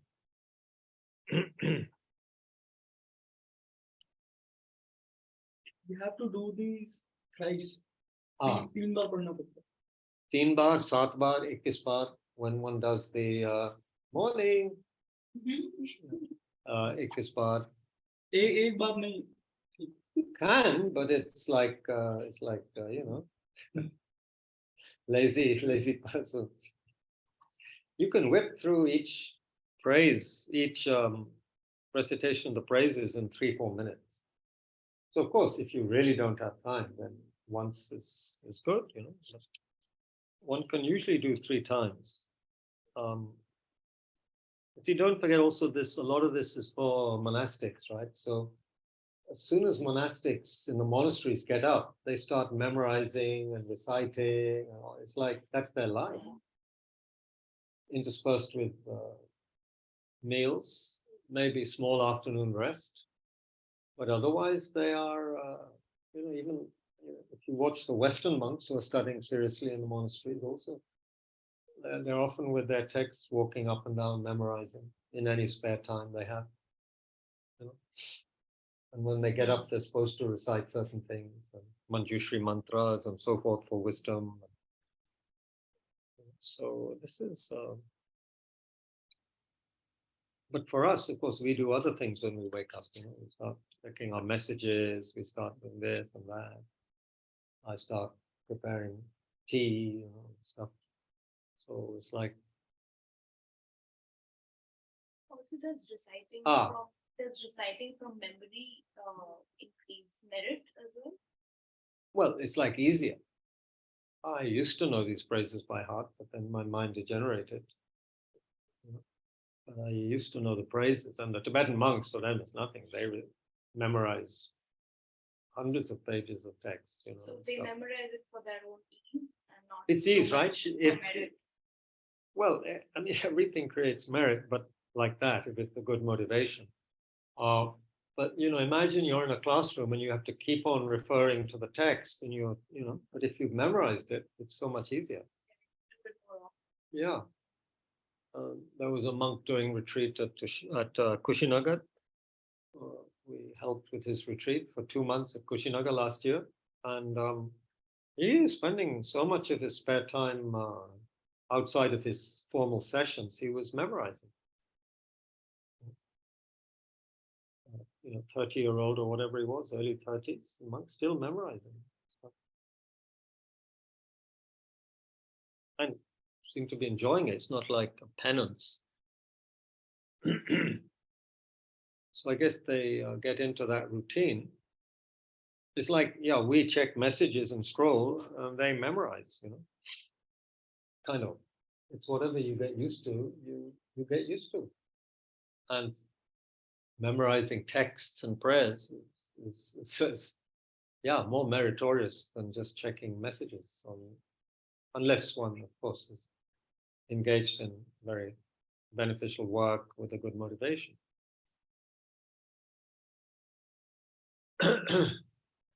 So there's nothing to stop us having a quick snack. Snack means, I think there's some peanut brittle there or something. Yeah. Wouldn't mind a quick. I tend to need something every few hours, and it's been 4 or 5 hours now. Sorry, folks, we are still again having a distraction here. Eating distraction. Thanks a lot. Thank you. Yeah. Do you want two? Huh? One. Huh? Do you want two? No, of course not. Come on, that would There's be also very. some biscuits. I shouldn't even have one whole, huh? There's also some cookies and What of dry fruit.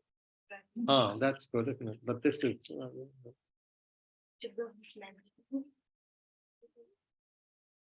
You must be hungry, no? No? Wow. Some people just don't. Hmm.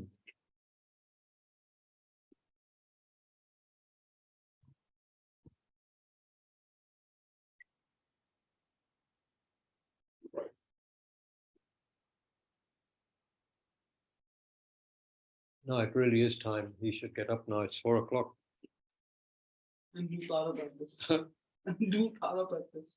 It's 9 a.m. in Australia. You should be up.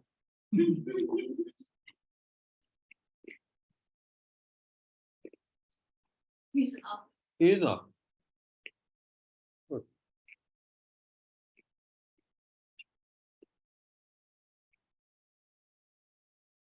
How are we online? Are we all okay? Alive and kicking. Oh, still awake, Paridun? Wow. Very much so. Did the dust storm abate? Still there. Very little rain somewhere. I can smell it, but not here. Okay. Okay, there's a hand up.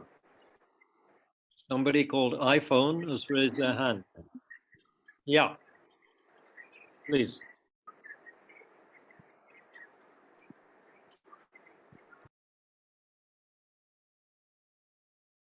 Yeah. Did you want to ask something or say something? Please go ahead.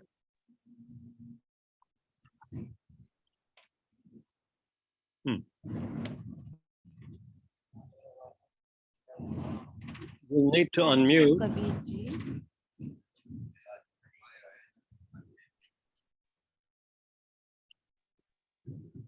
Okay, I think, yeah, I think you're, yes.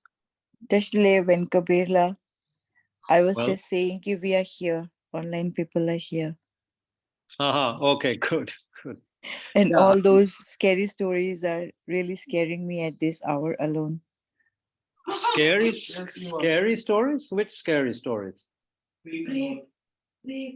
Oh, yeah, well, samsara is said to be terrifying, but we don't take it seriously because we have distractions like peanut brittle. So we think samsara is okay, you know. But according to the people who know, it's terrifying. It's terrifying. It's really terrifying. Thank you. And the terrifying thing is also that we create so many causes to be born in the lower realms, according to the lamas. Unless we're already at a very high level of, you know, ethics and wisdom and so forth. Every time we eat or do something with greed or without mindfulness, it's creating cause for example, animal rebirth. So how is that, you know? It's, I think it's really scary. I think every day we are living a very delusional life. So reality is really scary.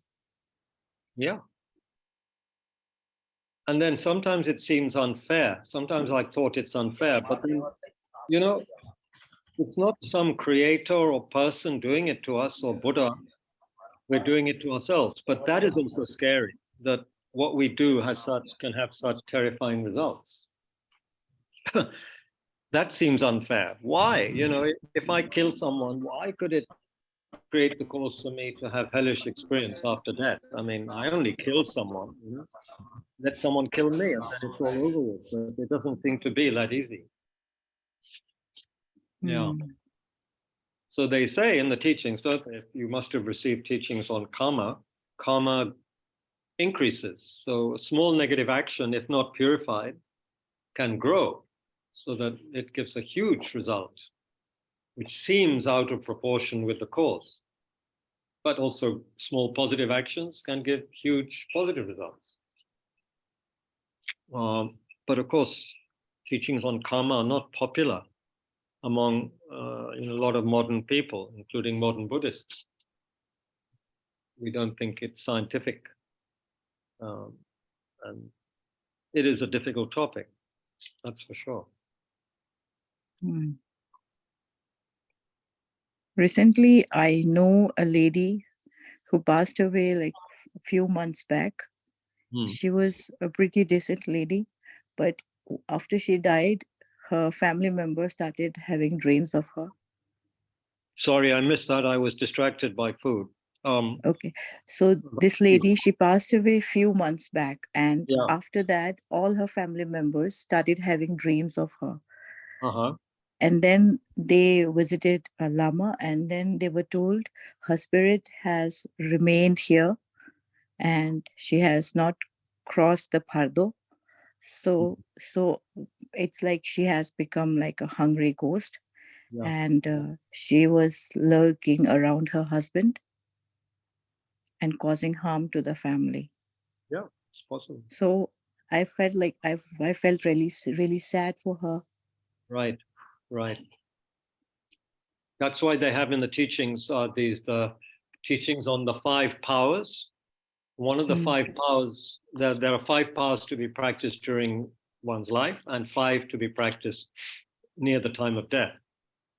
Basically there to generate bodhicitta and all that. But one of the powers to be practiced before death is to give away all of one's belongings, at least, as much as possible, give everything away and not consider anything as mine or yours, because if one does, one can then, thank you so much, die with clinging, then one gets attached and literally wants to come back and enjoy one's belongings, one's things that one's attached to. Thank you. Yes, So well, I think she was till the last breath, she was worried about her husband. I see. Yeah. Well, one can't give away one's husband, but you know what I mean? One can Yes. say, okay, that caused her. this is a temporary relationship in samsara. Yes, but now it's all for her to suffer. Yeah. No one else. Very difficult. Right. Yeah, I really hope I can let go of the attachment, for example, to my books before I die, because otherwise I'll come back as, I don't know, one of these insects that book, one of these little insects.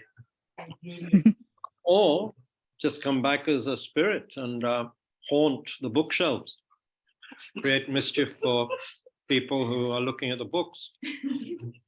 This guy in the airplane today, he just at the end, before getting up, and I won't use that terrible word, deplaning, I think it's a revolting word, but before he got off the plane, he quickly put the Indigo magazine in his bag. You're not supposed to take that. I just... What do you say? You like the magazine? Actually, it had some great pictures by Amrit Shergill and Frida, what's that, Frida? That artist, Frida Kahlo or Kahlo. It has some very nice... Frida Kahlo from Mexico. Frida Kahlo. But I don't think it was for that. Anyway, whatever. Yeah, we get attached to things and then we can't let go. That's one of the main problems we have anyway in life, right? Can't let go. I can't let go of tea every 3-4 hours. I mean, it's a problem. Oh, this is good. Now I feel awake for the first time. There's the story of the Tibetan Lama who's having tremendous difficulty dying and who was very attached to Tibetan butter tea, which many Tibetan Lamas are, by the way. And so he was told by somebody, some very clever person, maybe his own teacher, that there's far better butter tea available where he was headed. And then he was able to let go and die. But he was attached to butter tea. Tea made with butter and salt. You've never had butter tea, Tibetan butter tea? Salty. We'll have to have an evening where we have that. quite nice, like a soup. It's very delicious if made properly. With soup. Huh? It's tea. It's made with like with tea. Depends, different traditions. If it's salty, it reminds me. In Kinnaur, when I had it many, many years ago, it was quite thick, but otherwise the Tibetans make it with a fair amount of butter and some salt, and then you churn it. It's delicious. You can get it in any restaurant in Dharamsala, pretty much. Quite a tough process to make it. Huh? It's a tough process to make it for Sorry, we're discussing Tibetan butter tea right now. Not that we're attached to it or anything. Yeah, so Tara can help with all of these fears.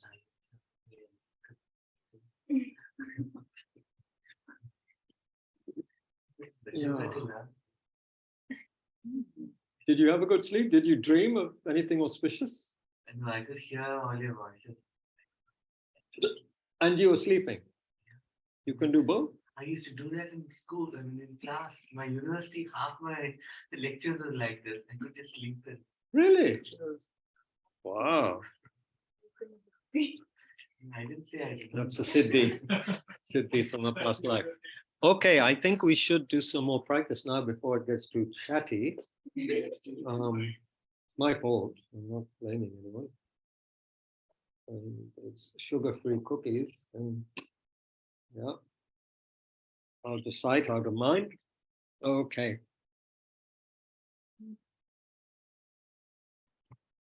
So we looked at the first two immeasurables,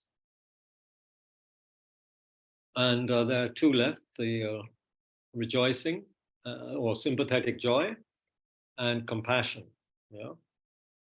So let's. There's never a waste of time to meditate on, to reflect on compassion. So we can be comfortable and relaxed. Because that's the other thing. We can be terrified of samsara, okay? But why is samsara terrifying? Because we're fixated, because we don't know how to let go, and we are uptight. We're uptight. So if we learn really how to be calm and relaxed, I'm not grasping, I'm not saying that's easy, but if we can do that, then samsara is not terrifying. Then we will not have to go through so much the terrifying experiences of samsara. But because we can't let go, because as the especially Theravadan teachings say, when they speak about the cause of suffering, they say the cause of suffering is craving. In Mahayana, we say more like delusion and karma, right? Klesh karam, delusion and karma. But it kind of boils down to the same thing: craving, grasping, not being able to let go. Grasping onto I, me, mine, first of all, yeah, a self-identity, and then grasping onto, whatever. Things that we attach to and things we push away is another kind of grasping, because we're grasping at the unlikable aspect of it and wanting to push it away. There's all forms of craving and grasping. Craving to have certain things, craving to push certain things away, and so forth. So if we can relax more, that's so helpful. One of the earliest definitions of meditation I ever read, my very early years, as a young beginner Buddhist, was that what is the definition of meditation? Definition of meditation was a pure and complete awareness without clinging. A pure and complete awareness without clinging, without any kind of clinging, grasping, craving. It kind of covers a lot. Pure and complete awareness without clinging. Right now we cling to everything, actually, without knowing it, I think. We cling to what our eyes see. We get very attached. We're very visual, right? And then we cling to everything that the five senses bring to our notice. Smells, taste, touch, sound, sight, right? I mean, we can investigate. So, but a pure and complete awareness, or you could say spacious awareness, without clinging, that would be something. Not holding on to anything at all, which doesn't mean we become stupid and don't know what's what, but we don't fixate on anything. Yeah. Anyway.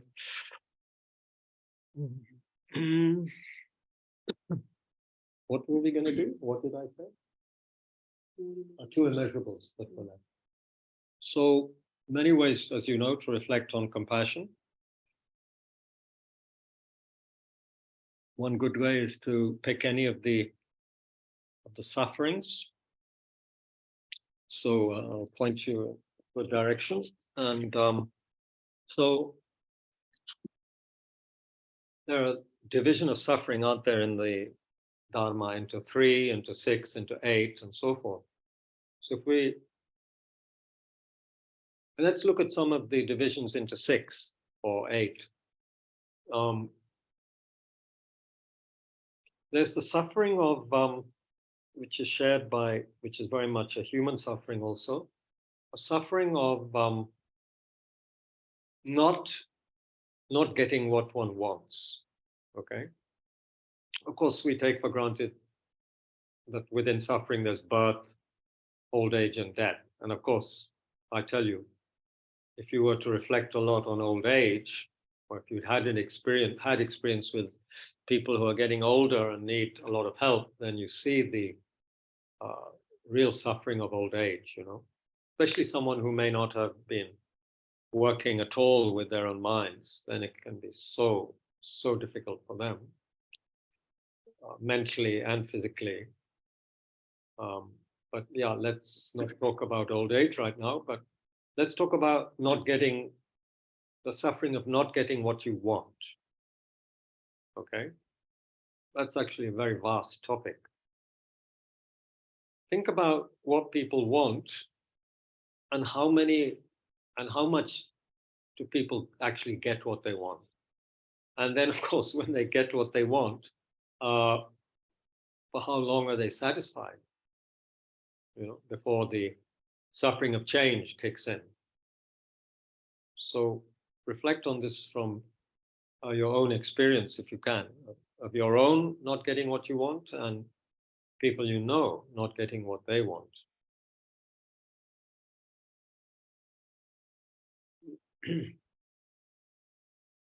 People, of course, want different things.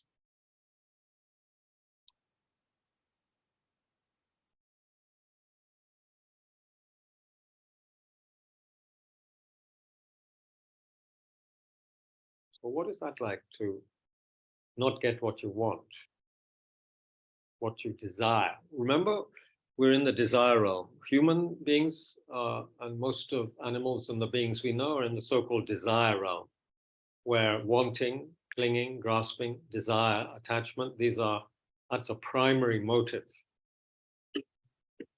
We're attached to the self, for example. Ignorance is, you could also call, an attachment to the self, grasping at the self, attached to the sense of an independent self. And then, of course, all the other wants and desires. And we can't always get what we want. And of course, what we want changes.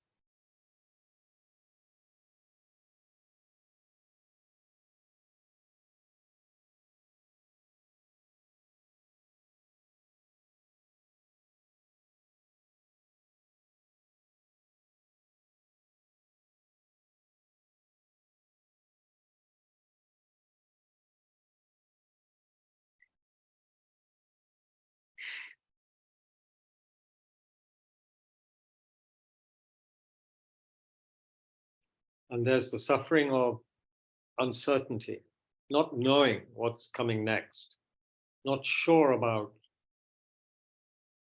whether we'll be happy or not happy, whether what we want or don't want will come about, whether we can, there's so much uncertainty. One moment We may be experiencing something pleasant, the next moment unpleasant. There's a tremendous amount of insecurity around that because of impermanence, things changing, sometimes very rapidly. And we don't like it. We don't feel secure.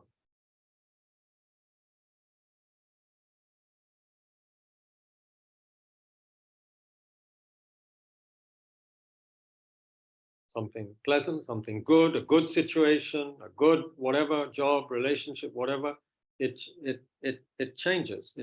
It's uncertain how long it can give the kind of result one wants. Everything is like that. Everything samsaric is like that.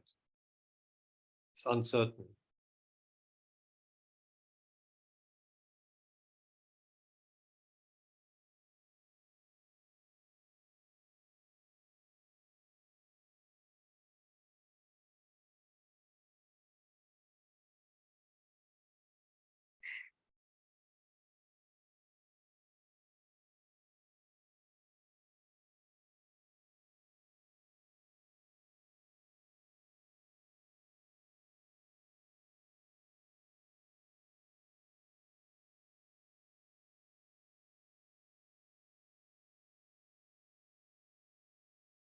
Uh, for example, I mean, I'm sure you don't need to be given examples, but I'm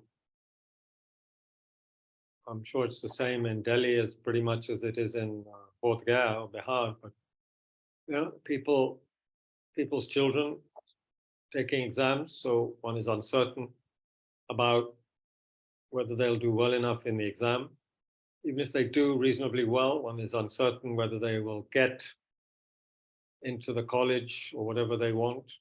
There's uncertainty there. Even if they get into the college, uncertainty about job, uncertainty about marriage, uncertainty about, you name it, so many things. There's uncertainty and anxiety around almost everything for the parents and the children.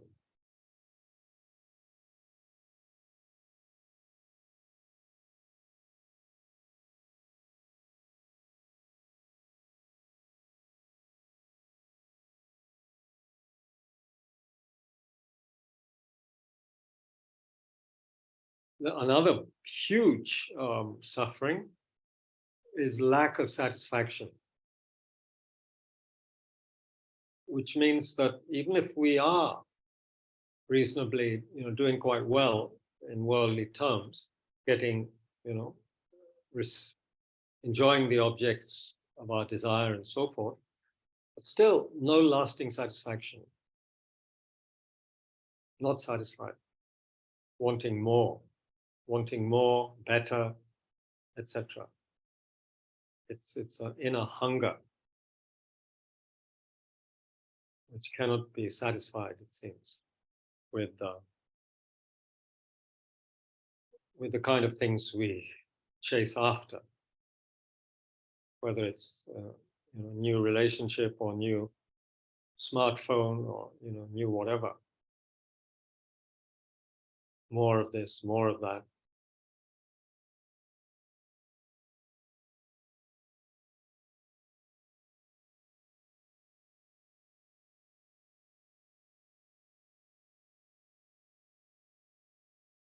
So, reflecting on this and how beings are caught up in that,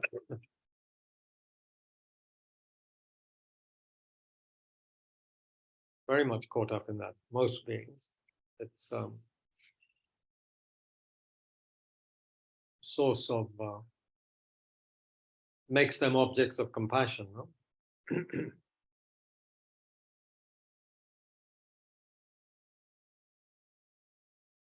Wishing things were different, wishing they wouldn't change so much, wanting them to be this way, wanting more, better, just wanting mind.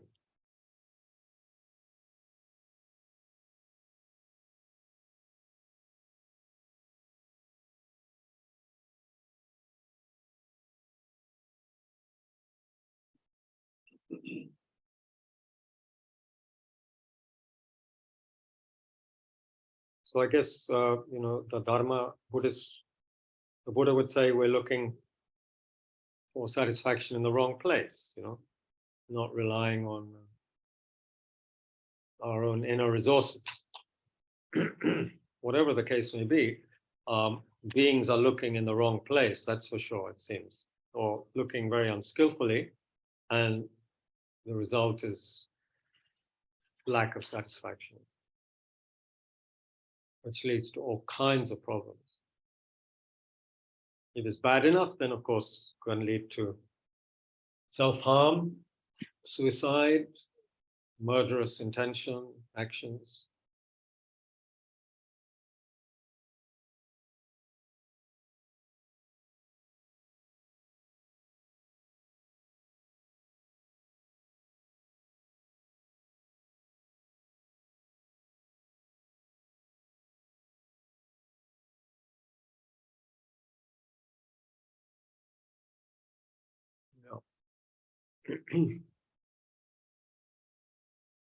Then there's that suffering, which is described in the teachings as, one is born alone, lives alone, and then dies alone.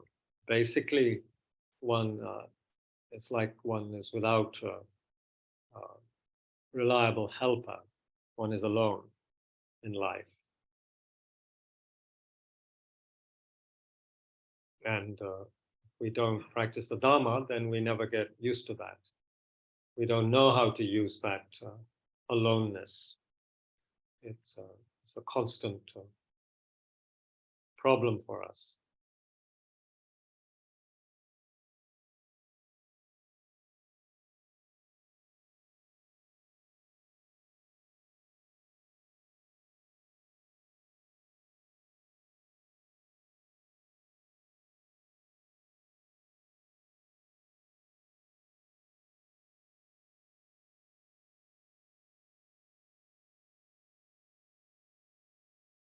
And many of us are familiar with Shantideva's work, and where he says that,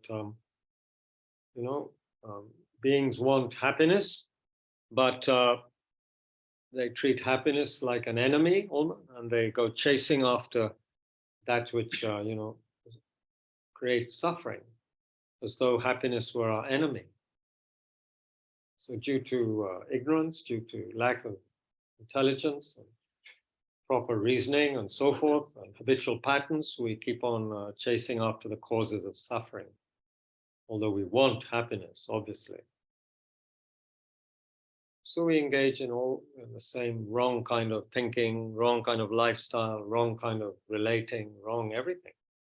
Or let's say unskillful, maybe unwholesome. So then, we just get suffering.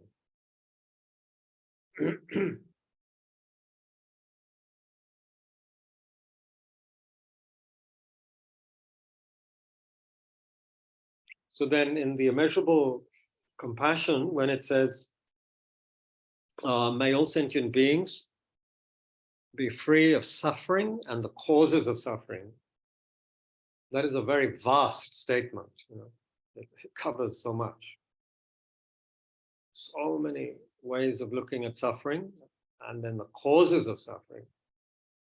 Well, basically it's saying that beings need to be free of the self-grasping ignorance, right? That's the main cause of suffering. And the self-cherishing attitude that comes out of that.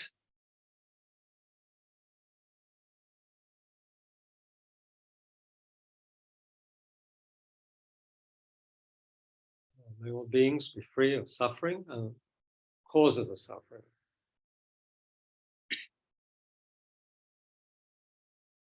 Of course, traditionally it starts even before that how wonderful it would be if all beings were free of suffering and its causes. And then, may they be free, and then I myself will do what I can, will enable them to be free of suffering and its causes. So that's the Mahayana perspective, take responsibility. try to help in some way.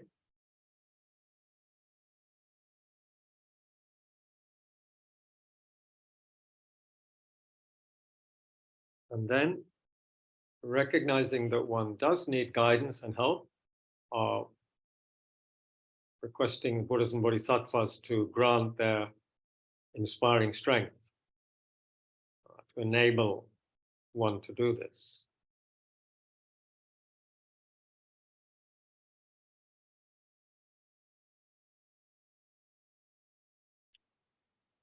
It's said that the Bodhisattvas, of course, have incredibly deep levels of compassion, and one of them arises from the fact that they have realized, the higher Bodhisattvas have realized, to some extent at least, the wisdom of emptiness. They understand how things actually exist, how the self exists, how objects exist, and so forth, how phenomena exist.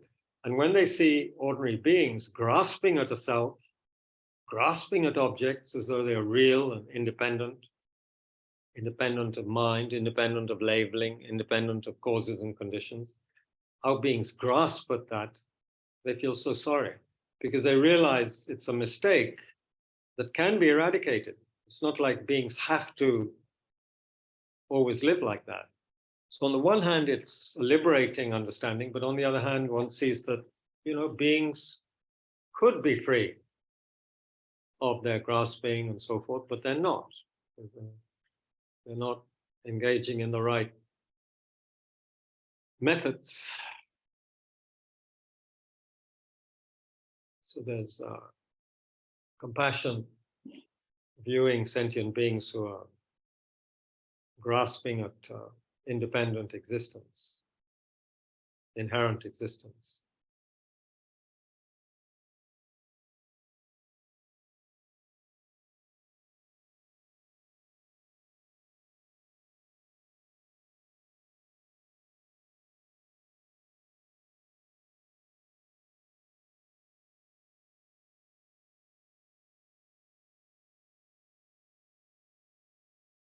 So there's the story of these disciples, their Lama, and they would come back and report to their teacher, which was traditional in those days. You get practices you are supposed to do, meditations, and you come back and report your experiences or progress or whatever to your teacher, and then they give advice, tell you to carry on, or they give you a new meditation, whatever.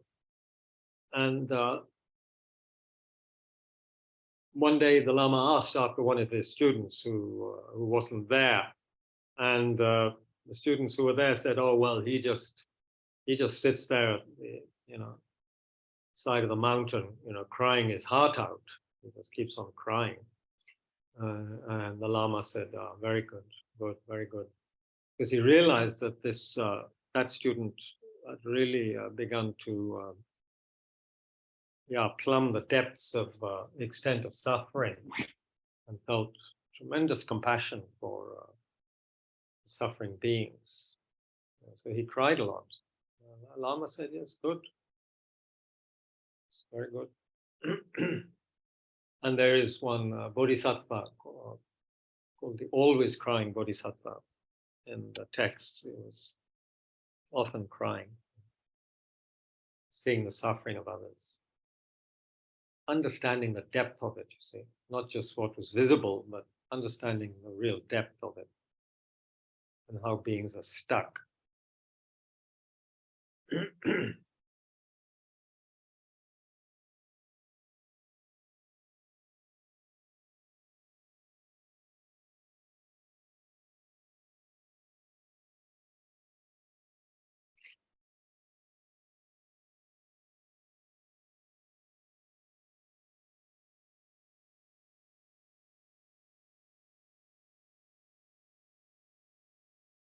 Yeah.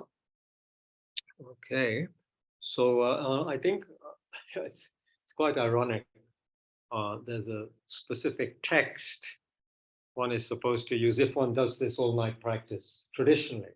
There's a particular text, all-night thara. And I carefully kept it, as I had a copy at home.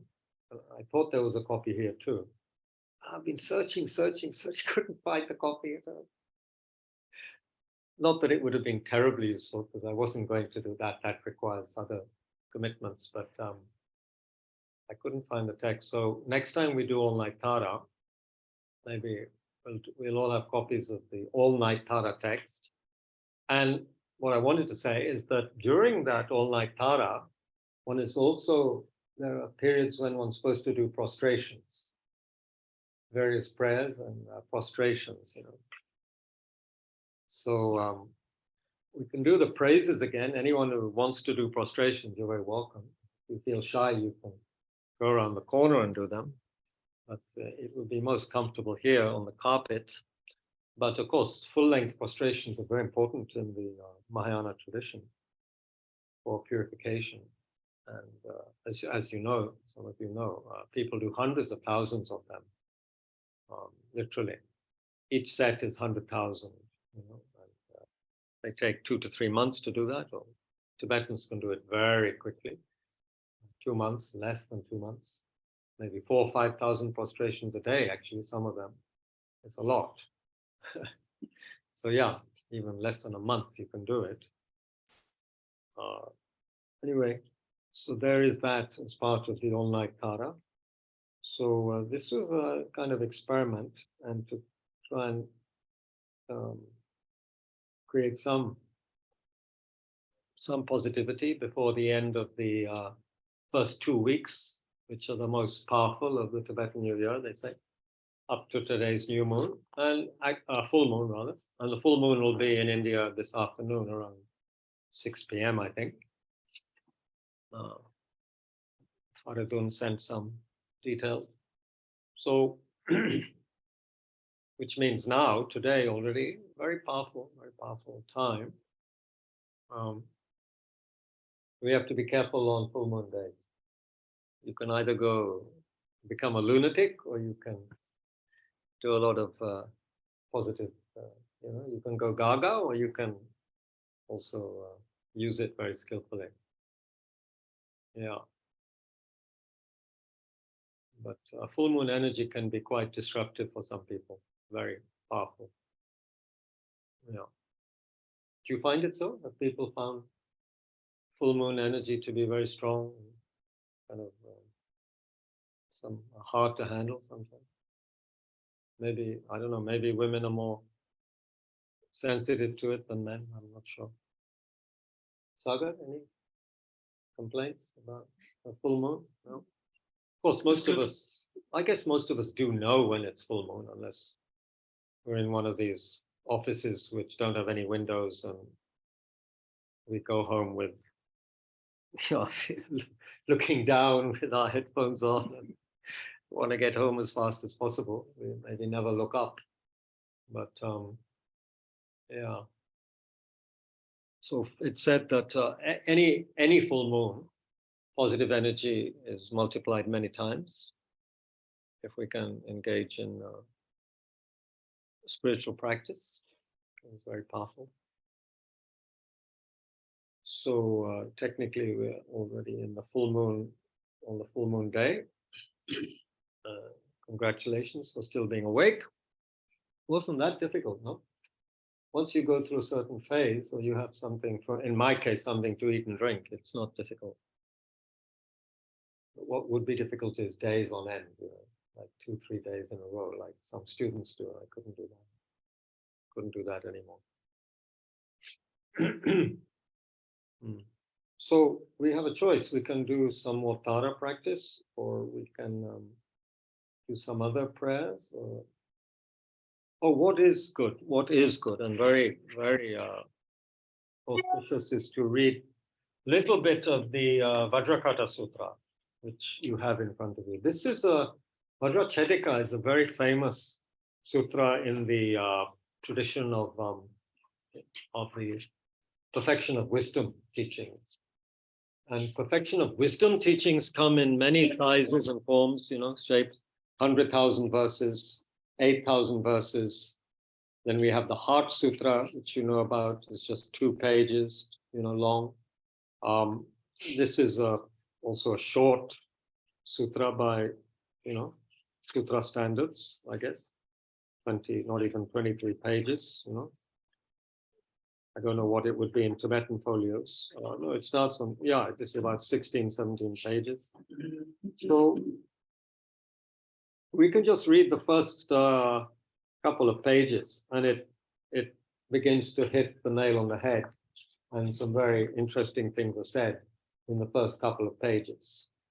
And you begin to get an idea of the kind of almost the upside down world of the perfection of wisdom, which doesn't seem to be operating on the same mode as the ordinary samsaric take on the world. So to remind us, the ordinary way of looking at the world is that it is independently existing. Things are independently existing, inherently existing from their own side, not relying on the three things, on parts, not relying on causes, conditions, and not relying on the labeling consciousness. Somehow we think things just are there, they're just existing. So, you know, a bell is a bell, an A is an A, and of course it's an A, and of course it's a bell from its own side, not depending on anything. And when we begin to analyze, then we begin to realize that things don't exist in the way we mistakenly grasp them to exist. Anyway, let's look at this wonderful sutra, just a couple of pages and read together. And so in the language of India, Arya Vajra Chetika Nama Pragya Paramita Mahayana Sutra, I can't pronounce the Tibetan. In English, the Exalted Mahayana Sutra on the wisdom gone beyond, called the Vajra Kata. Many people call this the diamond kata, but more accurate apparently is Vajra Kata. I prostrate to all the Buddhas and Bodhisattvas. Thus did I hear at one time. The Bhagavan was dwelling at Shravasti in the grove of Prince Jeta in the garden of Anathapindara, together with a great Sangha of bhikshus, of 1,250 bhikshus, and a great many Bodhisattva Mahasattvas. Then in the morning, having put on the lower and upper Dhamma robes and carried the begging bowl, Bhagavan entered the great city of Shravasti to request alms. Then having gone to the great city of Shravasti to request alms, the Bhagavan afterwards enjoyed the alms food, and having performed the activity of food, since he'd given up alms of later food, put away the begging bowl and upper robe. He washed his feet, sat upon the prepared cushion, and having assumed a cross-legged posture, straightened the body upright, placed mindfulness in front. Then many bhikshus approached to the place where the Bhagavan was, and having reached there, bowing their heads to the Bhagavan's feet, circumambulated 3 times and sat to one side. So at that time, the Venerable Subhuti, joining that very assembly, sat down. Then the Venerable Subhuti rose from his seat, placed the upper robe over one shoulder, set his right knee on the ground, bowed, joining the palms towards the Bhagavan, and said this to the Bhagavan. Bhagavan, the extent to which the Tathagat Arhat, perfectly enlightened Buddha, has benefited the Bodhisattva Mahasattvas with highest benefit, the extent to which the Tathagat has entrusted the Bodhisattva Mahasattvas with highest entrustment, Bhagavan, it is astonishing. Sugata, it is astonishing. Bhagavan, how should one who has correctly entered the Bodhisattva's vehicle abide? How practice? How control the mind? So now, this is very, very poignant moment. Here is Subhuti, who's one of the most, considered one of the most wisest of Buddha's disciples. He's saying, look, you have benefited us so much in so many ways, you know, in the past through your teachings. You have entrusted us with so many wonderful things to be done and given us teachings, all of that. He said it's astonishing. And I think he says astonishing because he's referring also to the wisdom teachings, which are astonishing by ordinary standards. You know, that it's like mind-blowing. I mean, bodhicitta teachings in themselves are mind-blowing because, you know, asking us to cherish others and not ourselves. That's pretty astonishing. But I think it's also referring to the wisdom teaching, since this is more a wisdom text. And so then he asks this amazing question. I mean, very amazing question. He's saying, you know, how should we live? How should a bodhisattva live? How should someone who has taken the bodhisattva vow, which means to liberate everyone, yeah, from suffering and place them in enlightenment, how should we behave? Yeah, how should we live? How should we control our minds? Yeah, he's asking this, sincerely asking the question, you know, not as though he knows the answer necessarily. He really wants an answer from Bhagwan Buddha. I can't remember the etymology of Bhagwan, but Bhagwan here doesn't necessarily mean the same that it means in the Hindu tradition. Because in the Hindu tradition, maybe Bhagwan refers to the higher God, right? Who kind of created the world even maybe. Here it refers to someone, I think, who has some, I wish I could remember the etymology of Bhagwan. Anyway, Bhagwan is someone who has basically, you know, gotten rid of the delusions and karma and is away from. One who has gone beyond. That is more Tathagat or Sugata, those words. But I will, yeah, maybe check up Bhagwan. Anyway, Bhagwan, Buddha, Bhagwan. See, one who has gone, yeah, anyway. So then he asked this question, and now we have this very interesting answer from Lord Buddha. That was said, and the Bhagwan said to the Venerable Subhuti, Subhuti, well said, well said. Subhuti, it is so, it is so. The Tathagat has benefited the Bodhisattva Mahasattvas with the highest benefit, and the Tathagat has entrusted the Bodhisattva Mahasattvas with the highest entrustment. Subhuti, therefore, listen and properly retain it in mind, and I will explain to you how one who has correctly entered the Bodhisattva's vehicle should abide, how practice, how control the mind. So having replied, Bhagwan, so be it, the Venerable Subhuti listened in accordance with the Bhagwan, and the Bhagwan said this, Subhuti, here, one who has correctly entered the Bodhisattva's vehicle should generate the mind of enlightenment, thinking this, as many as are included in the category of sentient beings, born from egg, born from the womb, born from heat and moisture, born miraculously, with form, without form, with discrimination, without discrimination, but not without subtle discrimination, the realm of sentient beings, as many as are designated by imputation as sentient beings, all those I shall cause to pass completely beyond sorrow into the realm of nirvana without any remainder of the aggregates. And although limitless sentient beings have thus been caused to pass completely beyond sorrow, no sentient being whatsoever has been caused to pass completely beyond sorrow. So this is mystifying to say the least. I mean, to take the last sentence first, he's saying, although you have caused limitless sentient beings through your actions, you know, as bodhisattvas to pass beyond sorrow, in fact, nobody has passed beyond sorrow. Nobody whatsoever. No being, no sentient being whatsoever has been caused to pass completely beyond sorrow. So it seems to be a complete contradiction in one sentence.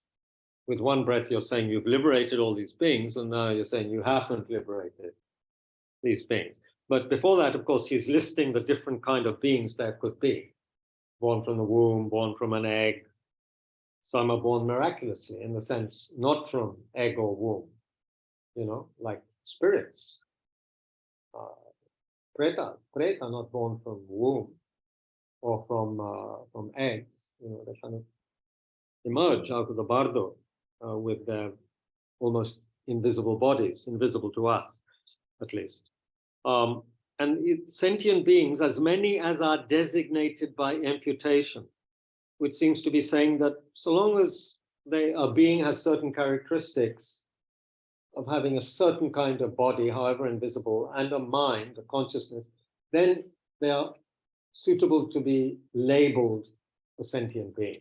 You can call such an entity, if you like, a sentient being. You couldn't call a rock or a table a sentient being because it doesn't have the consciousness aggregate. Yeah, although it could be inhabited or taken over by a consciousness, or you know, there might be a consciousness who regards that table as theirs.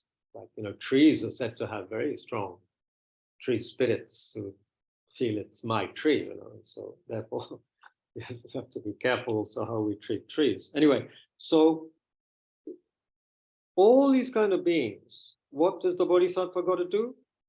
All of them I shall cause to pass completely beyond sorrow into the realm of nirvana. In other words, I will help all these beings to attain nirvana, which is freedom from suffering, from delusion and karma, and from suffering. Without remainder of the aggregates means without the body, meaning I'll help them attain. Say you become an arhat who has attained liberation, but you're not dead yet. You still have what's called the remainder, meaning you have these bodily aggregates still, and they get old, they can get sick and so forth. But that being's mind is said to be an arhat because they've gone beyond sorrow, but they still have a body. When they die, then there'll be an arhat without the aggregates, without this form aggregate, the body. And so they're said to be nirvana without remainder. This is the remainder, the body. When it's gone, you're without. Anyway, that's the technical term. But then this fascinating last sentence, although, to put it in modern English, although you have caused limitless beings to pass beyond sorrow, no being whatsoever has been caused. You haven't caused anyone to pass completely beyond sorrow. So what is he talking about? So then he begins to explain this strange sentence. Why is that?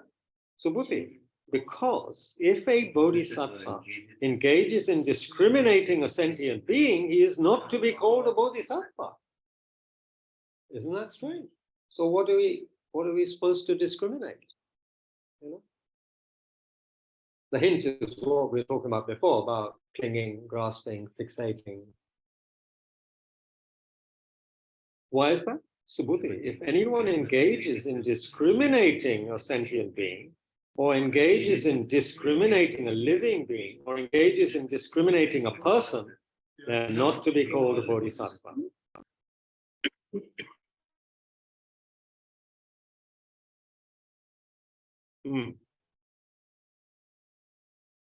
Further, Subhuti, bodhisattva gives a gift without abiding in a thing.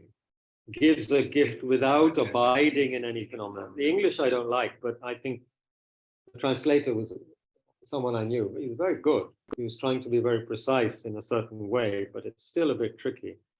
Give a gift without abiding in any phenomenon whatsoever. A gift should be given not abiding in visual form, nor should a gift be not given abiding in sound, smell. So without abiding in, discriminating anything whatsoever as any sign, thus does the bodhisattva give a gift. He seems to be saying that if, first of all, you don't discriminate a sentient being, like this is a sentient being, some kind of real sentient being, and this is some kind of real thing or gift I'm giving them. Say you're practicing generosity, giving someone, I don't know, a cup of tea or something. So you don't discriminate or grasp at any kind of clinging to cup of tea as any sort of real thing from its own side, because it isn't. When you analyze, there is nothing there from its own side, independently of consciousness, conditions, parts, etc., which even a modern physicist will tell you. You can, once you start looking at it subatomically, it's no longer a cup, right? So there's that sense that you can't hold on to anything and say this is really this or this is really that in our ordinary way. Of course, Buddha's not denying that someone can give a gift to someone. Of course, it is stupid. That would be denying our daily experience. But what he's saying is, to generate this perfection of wisdom, you can't be clinging at anything as being what you think it is, whether it's yourself or a gift or the other person or anything, or the action of giving. So anyway, this is not easy. So the whole sutra is full of all sorts of strange statements to the ordinary mind. One thing he says towards the end, which is a a little bit more understandable and a very famous quote. Two places, one on page 21, where he's been talking about, what is a Buddha? What is a Tathagat? What is a Buddha after all, We keep on talking Buddha, Buddha, Buddha. And he's saying, Subhuti just before says, we don't say you are not called or not viewed as a Buddha because of certain physical signs, perfect marks. It says about 8-9 lines down there.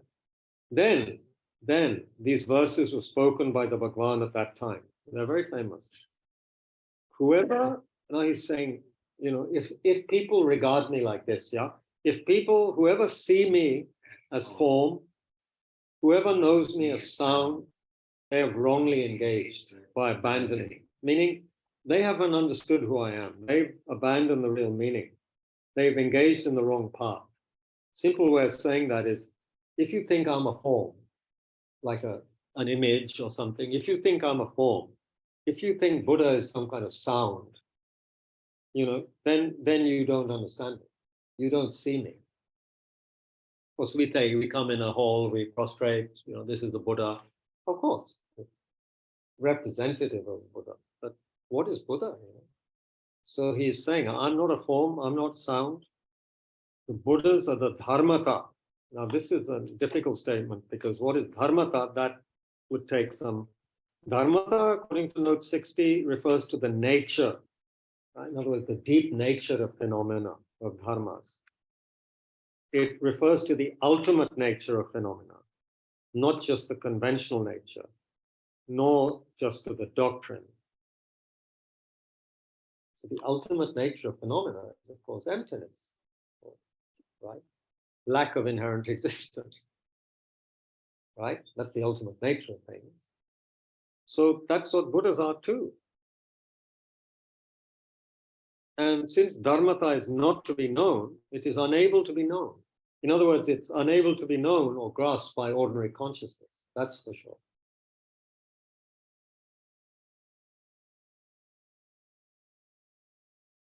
In other words, it is not an object to be known by an awareness that is bound by true grasping. Usually our mind is endowed with what they technically might call grasping, true grasping, that we've been talking about, clinging. Because the dharmakaya or the truth body is unable to be known by that awareness. See, only the awareness that is abiding in ultimate truth really understands how things exist, whether it's a table or the Buddha or anything. But of course, we ordinary beings, we need something, we need Tara statue, we need sounds, we need words, we need texts. But they're only trying to point at the ultimate truth, right? When Rinpoche was describing what is Tara, who is Tara, right? I was reading from that.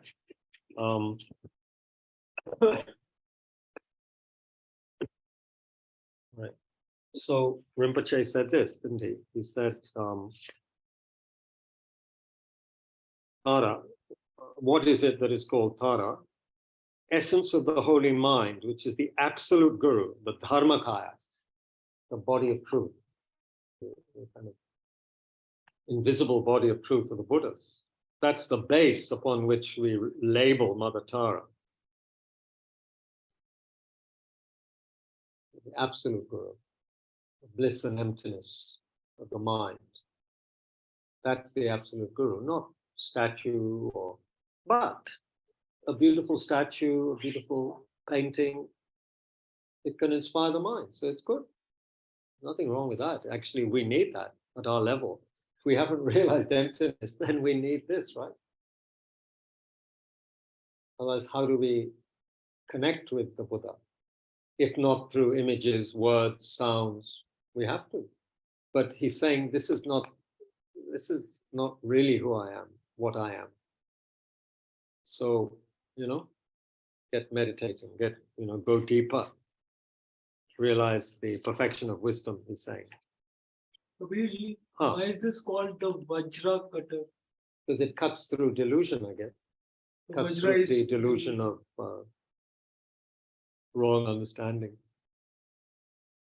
and it's like diamond, very hard. Diamond can cut anything, and nothing can cut a diamond. Kind of, at least in the old days. Maybe there's something now that can, but diamond cuts, but nothing can cut the diamond. So the ultimate truth is something that can, you could say, that destroys ignorance, but nothing can destroy ultimate truth, because it's the ultimate truth. The Vajra Sutra would have been enough, no, because the Vajra cuts. So just by saying Vajra Sutra, Vajrakata. yes. So, but since the Vajra cuts through, wouldn't it have been enough to just say Vajra Sutra? Why do we need to add that kata? Because it cuts through ignorance. Yeah. A Vajra could be Vajra mind, Vajra this, Vajra that, but this is cut this to make it clear. I guess if one knew Sanskrit, it would also be very clear from the Sanskrit, Vajra Chedika. Maybe Chedika has various other connotations, but you see, perfection of wisdom cuts through ignorance. That's its role, yeah. The primordial self-grasping ignorance. So whether it's Tara or Manjushri or medicine Buddha, whatever way we use, they're all representatives of the Dharmakaya, the absolute guru, to understand which properly we need perfection of wisdom. Or Why is rather, this so wisdom gone complicated? beyond. Huh? Why is this so complicated? The What? language in this. It's only complicated to our ignorant minds, that is, are grasping at true existence. And if it were easy, we'd have been enlightened a long time ago. You could also look at it that way.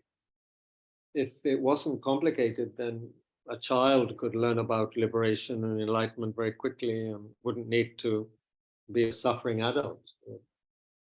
Be enlightened by the time they hit their teens, which would be nice. But yeah, of course, it's complicated to our deluded minds. Maybe our minds are very complicated. Maybe that's a problem too. Maybe the truth isn't so complicated, but we've complicated things. Sometimes they do say that. Our mind is too tangled up with all kinds of wrong thinking. So they often say the essence of mind can't be seen because it's so naked, it's so close, but we're full of so much garbage, we can't see it. Sorry, you were saying something? Go ahead.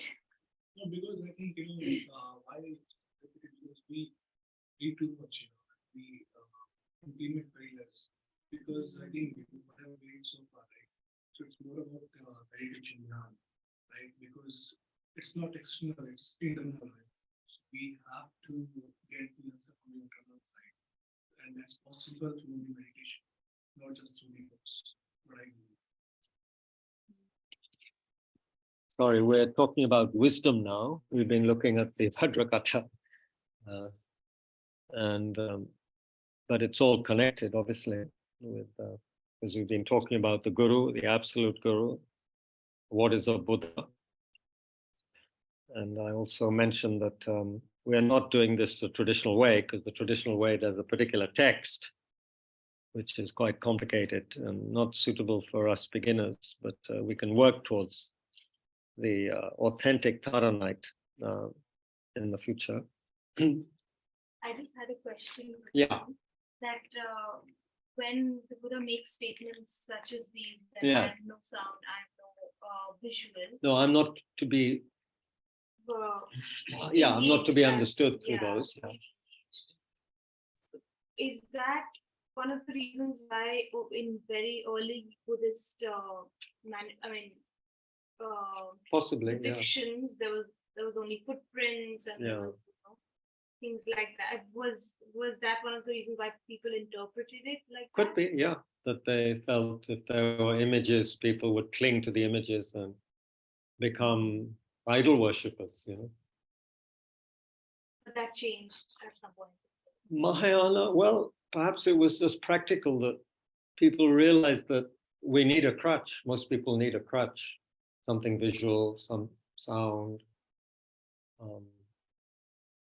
But because of the power, it is said, of the blessing of the Buddha and the power of the image of the Buddha, in Mahayana anyway, there's tremendous emphasis on the liberative power of just seeing a Buddha statue, in the sense that it plants an imprint in the mind that can ripen later in a very positive way. Just looking at a statue, preferably a well-made one, so that it's kind of pleasing and is, because there are certain proportions which are said to be kind of sacred or holy due to certain relationships between, geometrical relationships. And one often realizes when one is looking at a statue that or painting that hasn't been well put together, that is kind of sloppy and out of proportion and so forth. But if it's, especially if it's a very beautifully done statue or painting, then it's said that the teachers say, even if you look at it with anger, thinking, oh no, not another statue or whatever, still, because of the power of the Buddha's blessings and energy, it leaves a positive imprint on the mind. Although you may even smash the statue out of anger, but just having seen the statue leaves a positive imprint on the mind, which can then ripen in the future. That's what is said.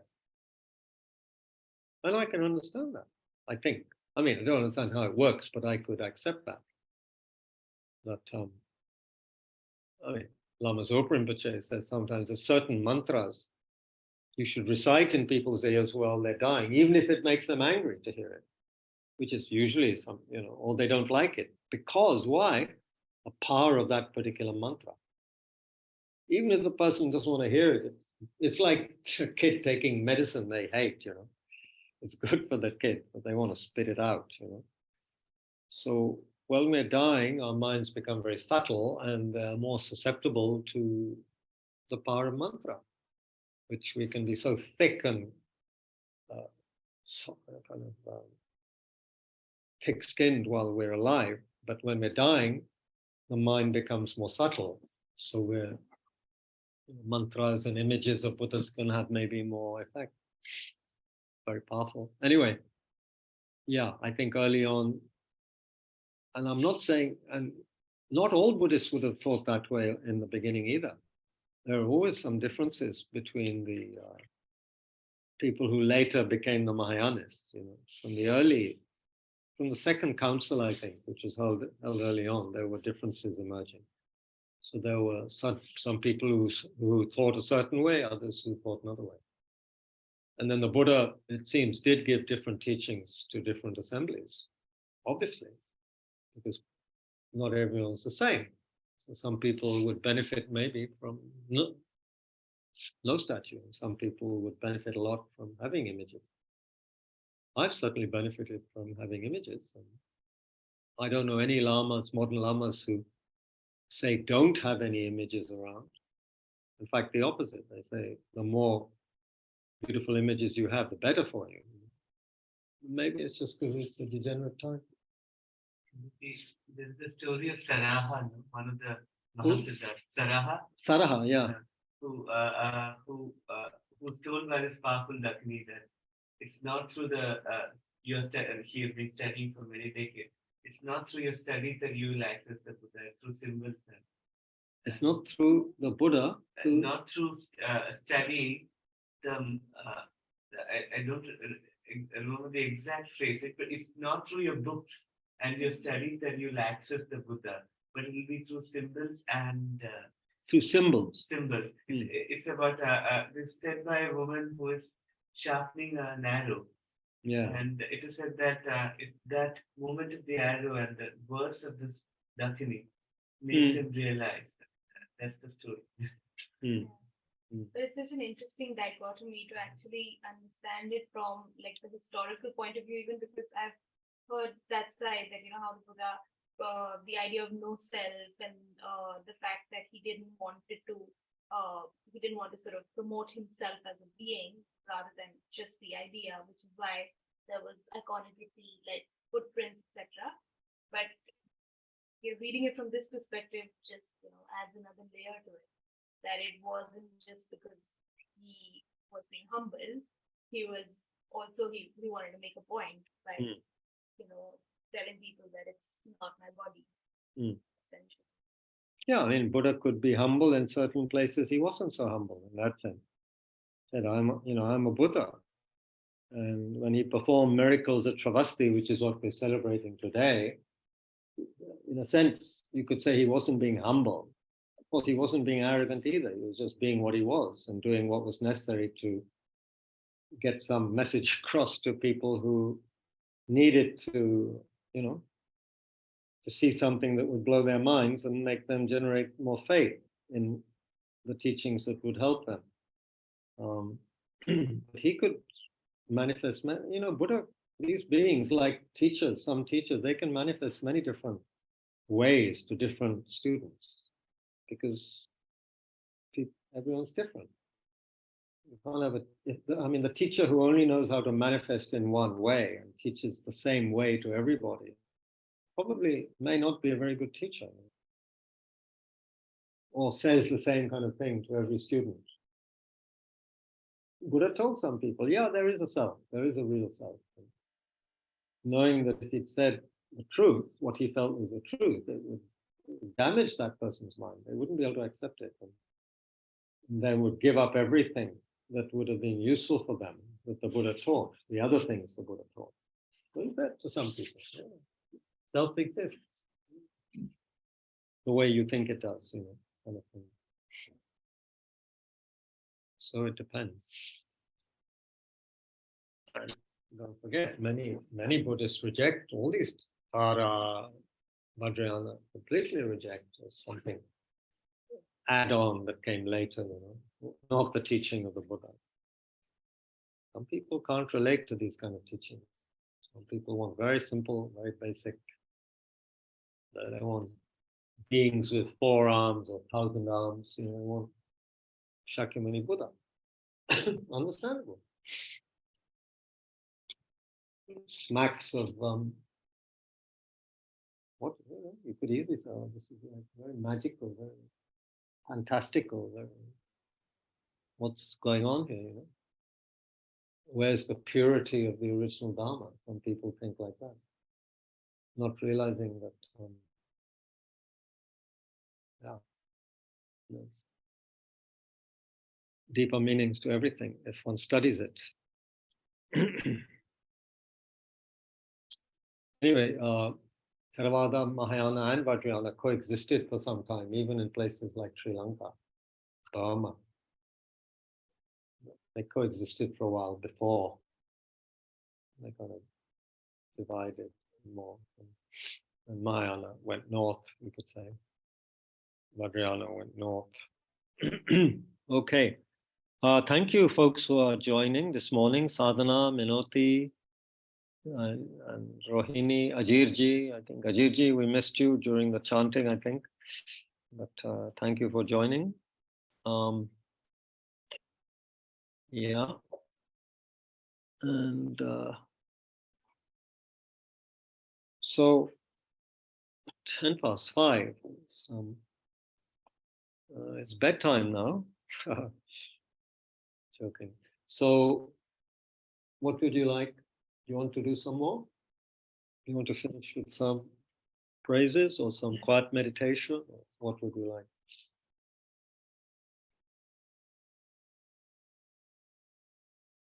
Requests? Praises? It's not quiet. Huh? Not quiet, otherwise Not quiet. Yeah. Yes, no quiet. Take it. So we can do 3 rounds of praises, but need to again reflect on the motivation. And it'd be good to remember the people we are praying for. Anyway, we read out all the names earlier. Gee, How about the King of Prayer? we already did that. You were asleep. Didn't you hear it in your sleep? I might have heard it, but I didn't know. You should recite it later, for homework. Yeah, in a corner. No, we've recited King of Prayers. Um, yeah, it's in one way, of course, this works best when we all know the praises in Tibetan or Sanskrit or whatever language. Like the certain sanghas have learnt it in Sanskrit and they recite it very nicely. And there's even some nice English chanting versions which we have. And maybe actually I could play one of them because it was played by Elaine. Every morning she goes to work in Pune. She plays the Tara praises on as they because Rinpoche asked different sanghas to record them in different languages. So they have some of the English ones are quite nice. Let's see. On SoundCloud.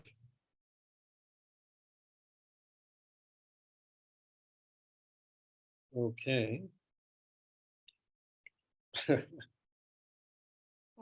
don't think. Thank you. मैं घर जाके अपना special बनाऊंगा बाद में. Because you know you have a pan, full cream milk, अदरक, इलायची, काली मिर्च. You know.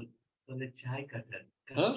the chai cutter, cuts through your sleep. Sorry, I think the people online will soon feel they're not getting their money's worth. So we must stop discussing this. But thank you. I'll survive another half hour. Yeah.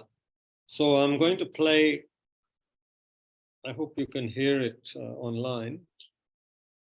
One of the versions of the praises, which is, I think, quite nice. Certainly, as one drives through the streets of Pune in the morning with this playing, it's quite nice.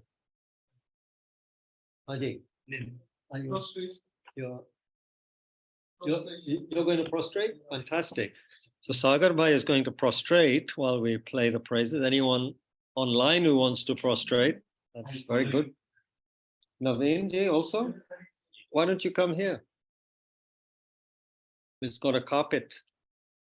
So, acha, okay. But don't compete, okay? It's not a competition. And you, of course, you know what to visualize, basically. Light and nectar purifying you. And what is nice to do, that they recommend, you imagine you have billions of bodies and they're all prostrating. And that all your friends and people who need help, they're also prostrating with you. Kind of imagine they're with you, doing the same thing and purifying. And every time one praise finishes, one verse, one can imagine that one tara absorbs into you. So you have the taras also absorbing into you, and that you receive the blessings and the powers of that tara. Okay. Sorry, it might not be very loud, but probably loud enough. Yeah, I didn't bring my boom box. I should have brought the boom box, which is working very well, by the way. Thank you. Okay. There are two English versions, which is good. Then we could have the praises twice. So create good motivation, all of us. We may not be prostrating. And again, we remember the power, the compassion, the wisdom. Tara. And,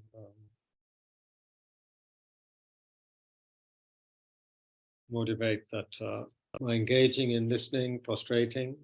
We also develop the holy body, speech, and mind of.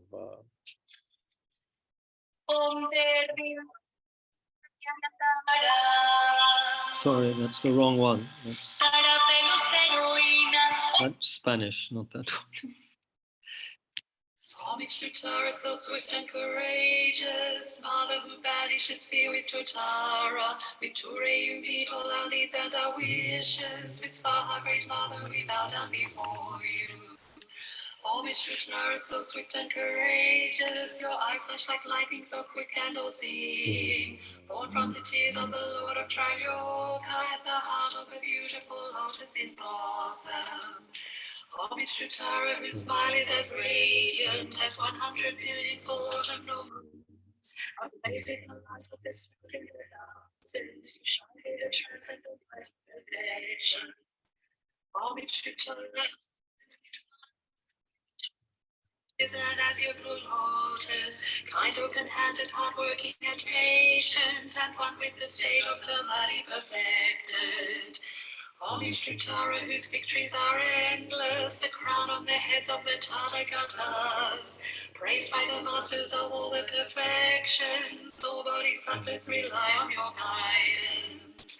Homage to Tara, our spellbinding mother, you create all of space with your Hung and Tutare. All beings you magnetize without exception, and trample the seven worlds under your feet.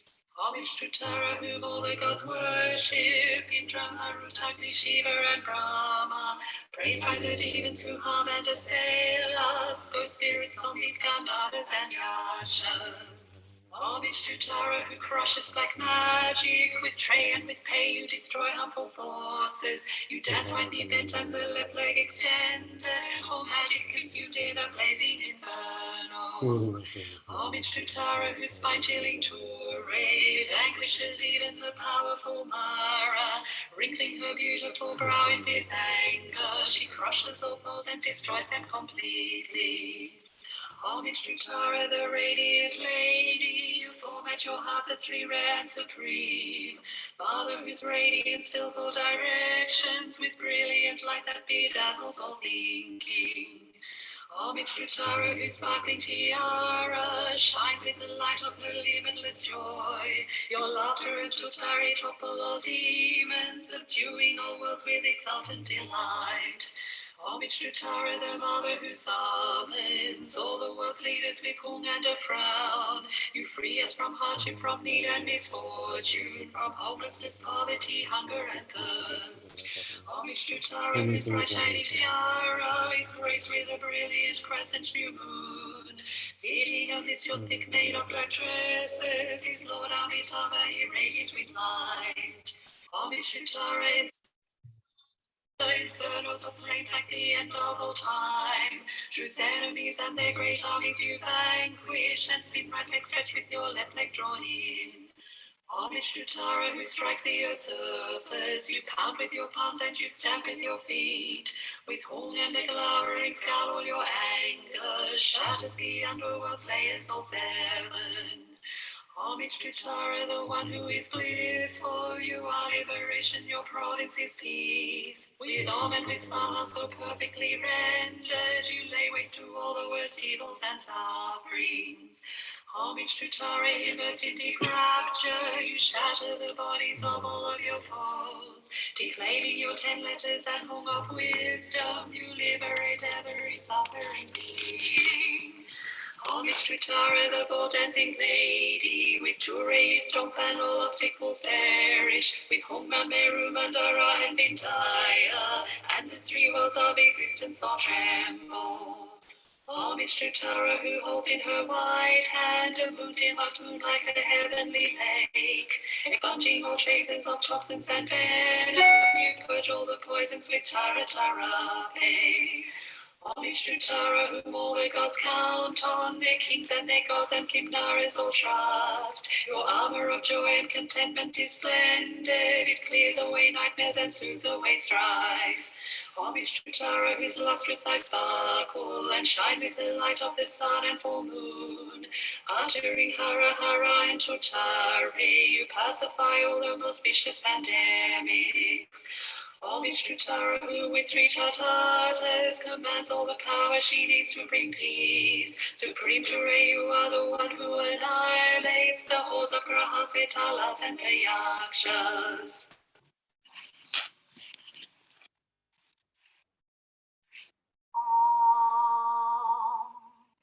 Noble and exalted Tara, I bow to you. Homage to Tara, so swift and courageous, mother who banishes fear with Tara. With Ture you meet all our needs and our wishes. With Svaha, great mother, we bow down. Homage to Tara, so swift and courageous. Your eyes flash like lightning, so quick and all-seeing. Born from the tears of the Lord of Triloka, at the heart of the beautiful lotus in blossom. Homage to Tara, whose smile is as radiant as 100 million full autumnal moons, ablaze with the light of the stars in their thousands. You shine with the transcendent light of perfection. Homage to Tara, our golden-skinned mother, adorning your hand is an azure blue lotus, kind, open-handed, hard-working and patient, and one with the state of samadhi perfected. Homage to Tara, whose victories are endless, the crown on the heads of the Tathagatas, praised by the masters of all the perfections. O Bodhisattvas, rely on your guidance. Homage to Tara, spellbinding mind, create all of space with your Hung and Chota. All beings you magnetize without exception, and trample the seven paths under your feet. Homage to Tara, whom all the gods worship, Indra, Marut, Agni, Shiva, and Brahma, praised by the demons who harm and assail us, ghost spirits, zombies, Gandharvas, and Yakshas. Homage to Tara, who crushes black magic, with Trey and with Pei, who destroy harmful forces. Ended, all magic consumed in a blazing inferno. Homage to Tara, whose spine-chilling Ture vanquishes even the powerful Mara. Wrinkling her beautiful brow in fierce anger, she crushes all foes and destroys them completely. Homage to Tara, the radiant lady, you form at your heart the three rare and supreme. Mother whose radiance fills all directions with brilliant light that bedazzles all thinking. Homage to Tara, whose sparkling tiara shines with the light of her limitless joy. Your laughter and tutare topple all demons, subduing all worlds with exultant delight. Homage to Tara, the mother who summons all the world's leaders with Hung and a frown. You free us from hardship, from need and misfortune, from homelessness, poverty, hunger, and thirst. Homage to Tara, whose bright shining tiara is graced with a brilliant crescent new moon. Sitting amidst your thick mane of black tresses is Lord Amitabha, irradiant with light. Homage to Tara, encircled by fire, infernos of flames like the end of all time. Truth's enemies and their great armies you vanquish, and sin right leg stretched and your left leg drawn in. Homage to Tara, who strikes the earth's surface. You pound with your palms and you stamp with your feet. With Hung and a glowering skull all your anger shatters the underworld's layers all seven. Homage to Tara, the one who is blissful. You are liberation, your province is peace. With Om and with Saha so perfectly rendered, you lay waste to all the worst evils and sufferings. Homage to Tara, immersed in deep rapture, you shatter the bodies of all of your foes, declaiming your 10 letters and tome of wisdom. You liberate every suffering being. Homage to Tara, the bold dancing lady. With Ture you stomp and all obstacles perish. With Humnat, Meru, Mandara, and Vindaya.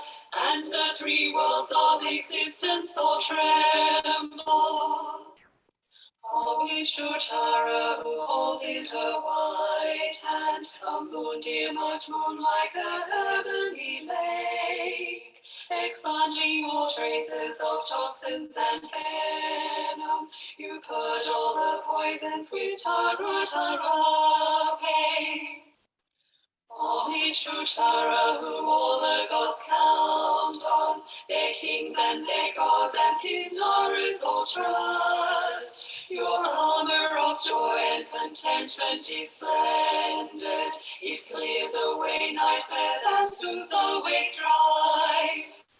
Homage to Tara, whose lustrous eyes sparkle and shine with the light of the sun and full moon. Uttering Hara, Hara, and Chutare, you pacify all the most vicious pandemics.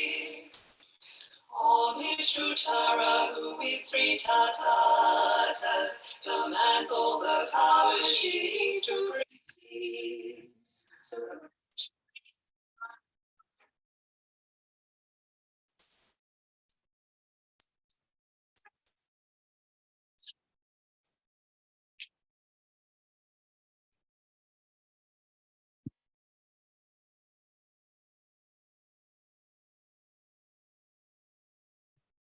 Chinese. 听里存着上九度，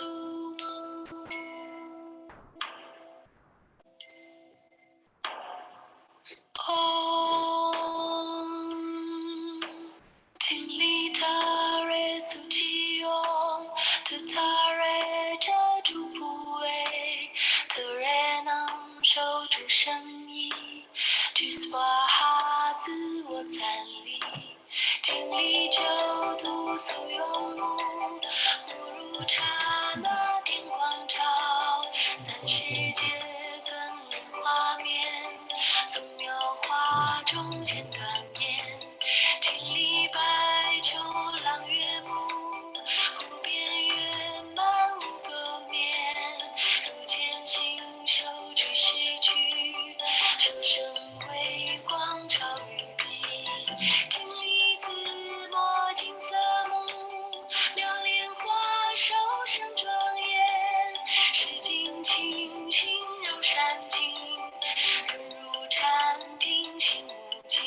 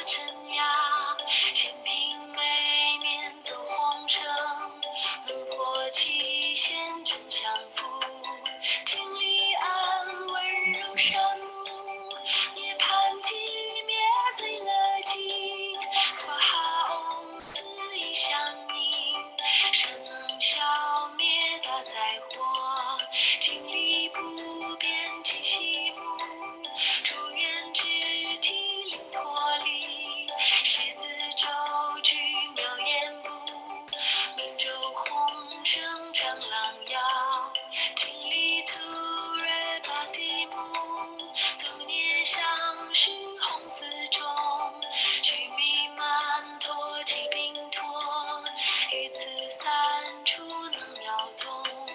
经历萨罗天海母，手中蜘蛛伸手相，松尔塔拉作别生，更灭诸毒尽无余，经历诸天齐会幕，天津那罗色以爱，为得欢悦若见开，彼处斗争及噩梦，经历日月光月幕，普度有声不光照，松尔哈拉特达拉，身处恶毒温热病，经历聚散之时目，善尽为利皆具足，要加之美为赞郎，突锐贼气出灾祸，若有智者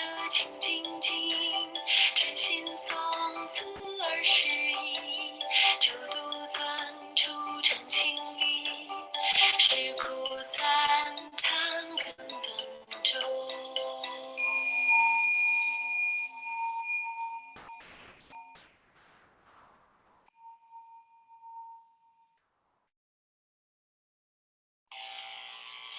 Om te rindo homenaje te Ariandara. Para pelos heroína, ojos verdes instantáneo, de lágrimas compasivas, haces de Buda Chenresi. A ti te rindo homenaje, de rostro como sin lunas, otoñales tan brillantes como mil estrellas juntas. A ti te rindo homenaje, de color azul dorado, lotos adornan tus manos, esencial de perfecciones, homenaje a tus acciones, épico que bodhisattvas, corona de tathagatas, alcanzas las perfecciones, tu tarifa un homenaje, llenas reinos y el espacio, bajo tus pies 7 mundos, abres a todos los seres, homenaje venerada, por poderosas deidades, los espíritus dañinos te alaban y te respetan, te rindo homenaje, que nos cambias vidas, pierdes 7 charging এরটা কোথায় রে? homenaje a ti con tu red, destruyes malas internos, I'll charge. কি হয়েছে সেটা থেকে জল পড়েছে। আমি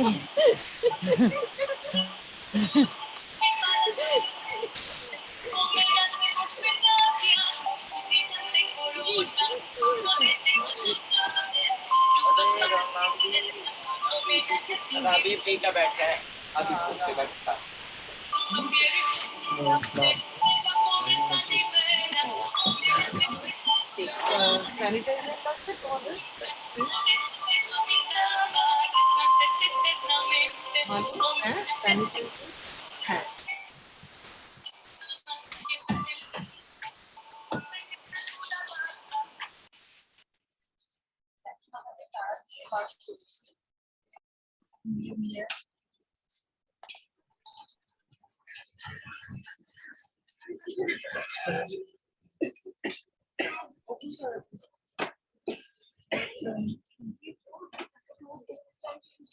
maybe it's the yellow. শুধু ওইটাতে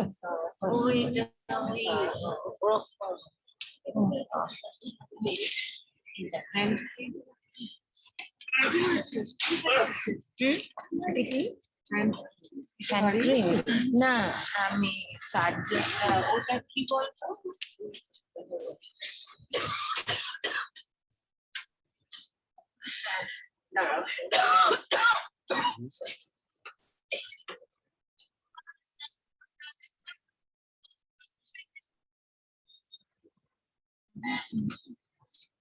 Okay.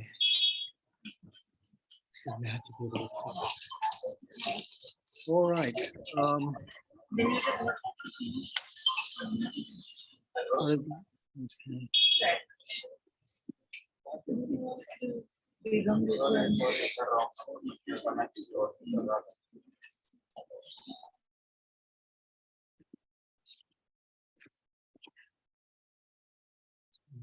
Put some prostrations in.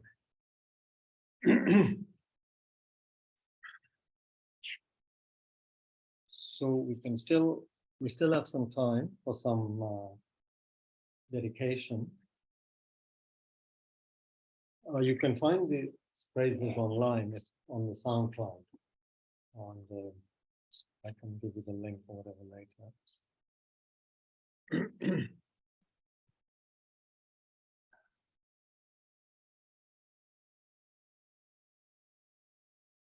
Shall we, before we engage, recite the long life prayers, I thought we should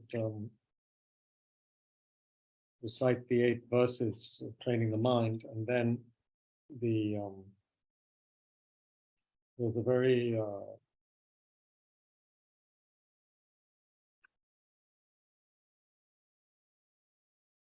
good, very lovely prayer taught by Shakyamuni Buddha, prayer to Maitreya Bodhisattva, which we can recite in the 8 prayers booklet. So is that good for people? A couple of prayers and then our dedication, and then we can whoever we can have some prasad, and then our next session will be at 10:30 for those who want to come for that. So now it's actually very much the holy day, Chotal Duchen. We'll be doing many prayers in Kapan and Dharamsala and all over. But let's look at this, the 8 verses of training the mind, which His Holiness says he's learnt in his childhood, memorized in his childhood, and he recites it every day. And when we read it, we can understand why he does that. So this is a sort of quintessence of the mind training. Everything connected with the mind training genre are in these 8 verses, especially the last verse, of course, is talking about the wisdom realizing emptiness. The first 7 verses are more conventional bodhicitta, and then the last is what we call the ultimate bodhicitta, wisdom realizing things as they are. Okay, so people online, sorry, you also don't have maybe this text, and if you have it at home, some of you know it.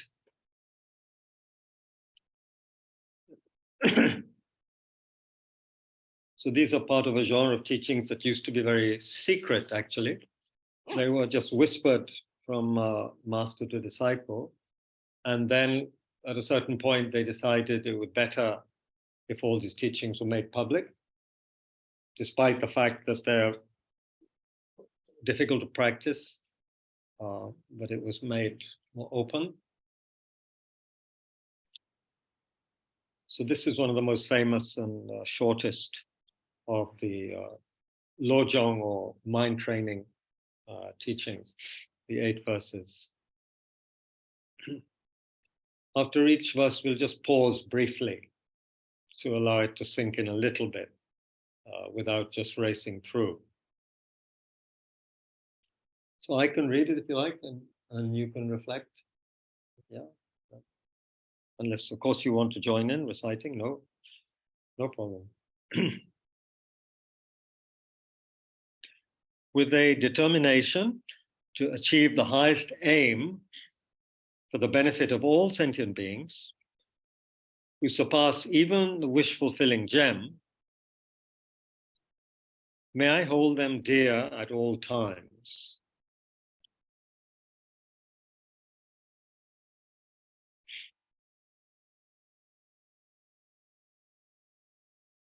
So it's suggesting that beings are much, much more valuable than any kind of wish-fulfilling gem.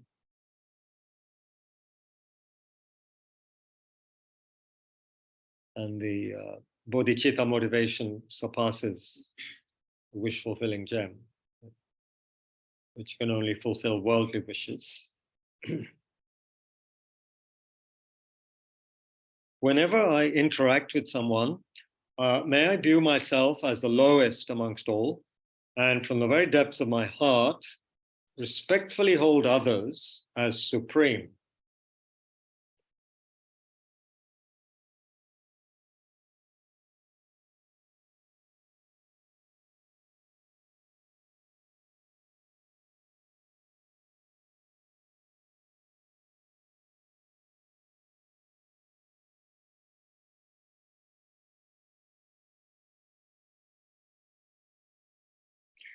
In all my deeds, may I probe into my mind, and as soon as mental and emotional afflictions arise, as they endanger myself and others, may I strongly confront them and avert them.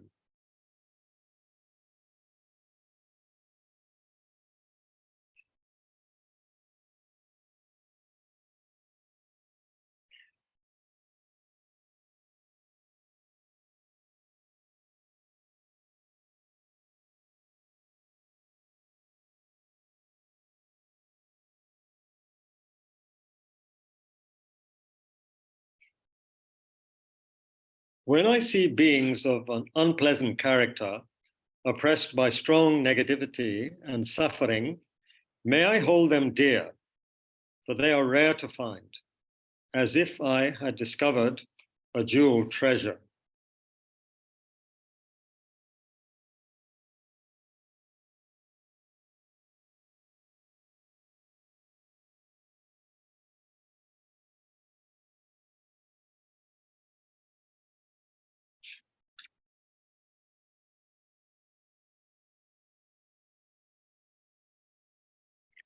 When others, out of jealousy, treat me wrongly with abuse, slander, and scorn, may I take upon myself the defeat and offer to others the victory.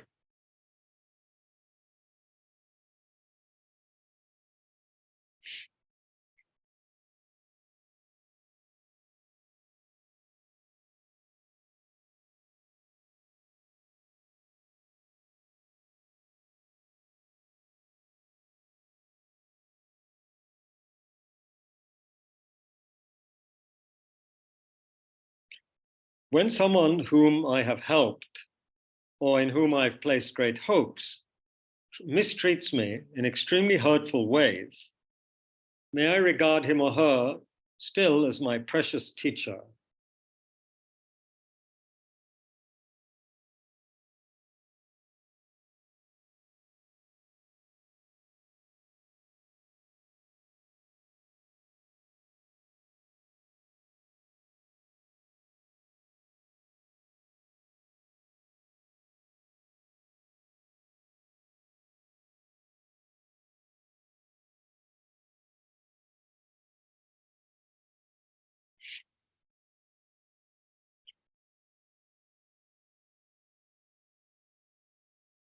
In brief, may I offer benefit and joy to all my mothers, both directly and indirectly. And may I quietly take upon myself all the hurts and pains of my mothers.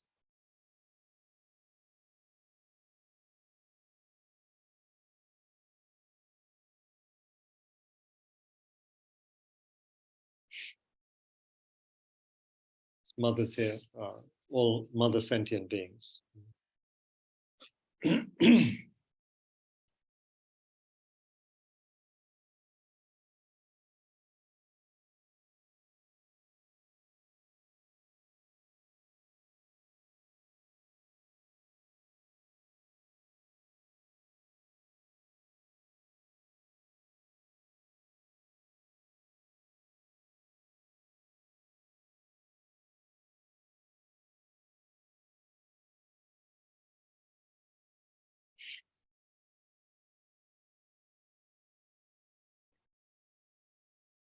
May all of these practices remain untainted by the stains of the 8 worldly concerns, And may I, recognizing all things as like an illusion, devoid of clinging, be released from bondage.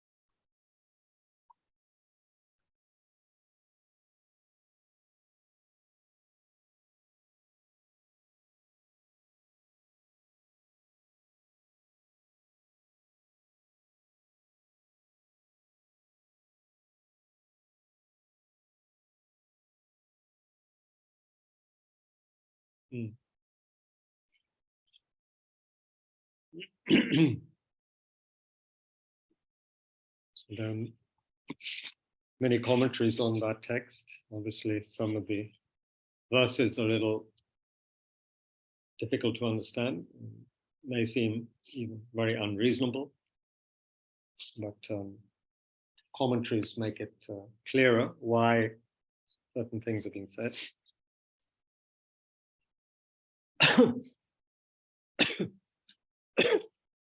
Excuse me. If you go to your the 8 prayers booklet, page 41, we'll recite that and then dedication, and then almost done.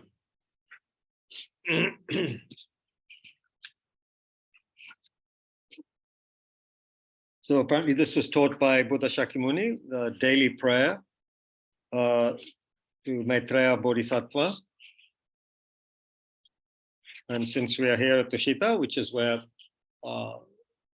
Maitreya is said to reside before descending at some point in the future as the next world teacher, so it's appropriate that we have a large statue of Maitreya here, so it's appropriate. There we go. A daily prayer to Maitreya Bodhisattva. To the awakened ones I prostrate, and to the yogis, with the power of the God's eye, as well as to all the bodhisattvas, the hearers, and so forth. Bodhicitta bars the way to unfortunate destinies. It's the great teaching that leads to the highest realms, and even to the state beyond old age and death. To the mind of enlightenment, Bodhicitta, I prostrate. Controlled by negative habits, in the sight of the Buddha, I have often given harm to others. I shall confess those actions. Yet, from the beneficial actions of my body, speech, and mind, I pray that the merit generating the seeds of omniscience may never be exhausted. May I further accomplish this accumulation of merit by the performance of 3 actions of body, speech, and mind. I offer all that I have to the Buddhas in their pure lands of the 10 directions, in the wisdom of all the Buddhas, and in my own virtues, I rejoice.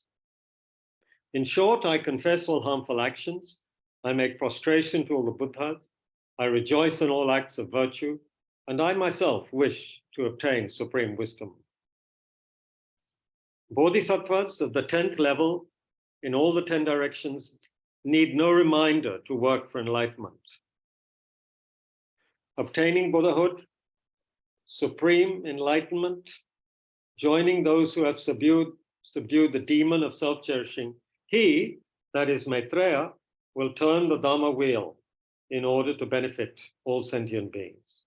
This is a prayer to Maitreya Bodhisattva, the understanding that he's still not totally a Buddha. He's on the 10th level, almost a Buddha, the highest Bodhisattva level. It's a prayer to Maitreya at that level, although in other texts, already enlightened. Anyway, it's like Maitreya has no problems. I pray that sentient beings without exception may be liberated by the sound of the great Dharma drum. Please stay to teach the path to enlightenment for inconceivable millions of eons. I, who am stuck hard in the mud of the desire realm, tightly bound by the rope of samsara, please watch over me, supreme beings who stand on the 2 feet of method and wisdom. The love of the Buddha is not obscured in the same way as love between sentient beings. The goal of his loving kindness, compassion, is to lead them across the ocean of samsara. I will follow with care the path of the Buddhas, of the past, present, and future. It is enlightenment that I will practice. When I have accomplished the 6 perfections, may I be able to liberate all beings in the 6 migratory realms. The gods, the demigods, the humans, the animals, hungry ghosts, and the hell beings. May I manifest the 6 supramundane cognitions. May I touch great enlightenment. Not born, not coming, self-nature, non-existent, abiding, non-existent, awareness of appearance, non-existent, the non-true existence of things themselves. I wish to realize the emptiness of phenomena. Buddha is like a great Lord. Yet, sentient beings do not exist. Life does not exist. No being at all is there that exists. Even healing does not exist. I wish to understand the phenomena of the non-self-existent ego. Since ego's grasping of all phenomena is non-existent, I wish to develop charity without limit in order to benefit all sentient beings. Phenomena do not exist. May the lack of material resources not hinder me. All things are impermanent. Therefore, I wish to accomplish the perfection of charity. May I never transgress the discipline of morality and free myself from pride. Since by having pride in the appearance of morality and purity, one is without morality. I wish to accomplish the perfection of morality. Patience must be as steady as earth or water, not changeable like the wind. Knowing that both patience and anger do not exist, I wish to accomplish the perfection of patience. It is by effort that I must practice the perfection of effort without enjoying laziness. By the power of mind and body, I wish to accomplish the perfection of effort. Like the concentration called the magic, and the concentration of going heroically, and the concentration like a thunderbolt, may I accomplish the perfection of concentration. May I gain the great wisdom that has realized the practices of all the 3 vehicles, the 3 doors to liberation, and the 3 exact concentration. Thus, there was one who followed a completed practice like this. He was named Maitreya, accomplishing well the 6 perfections. He quickly reached the 10th level. We recite these mantras through 3 times.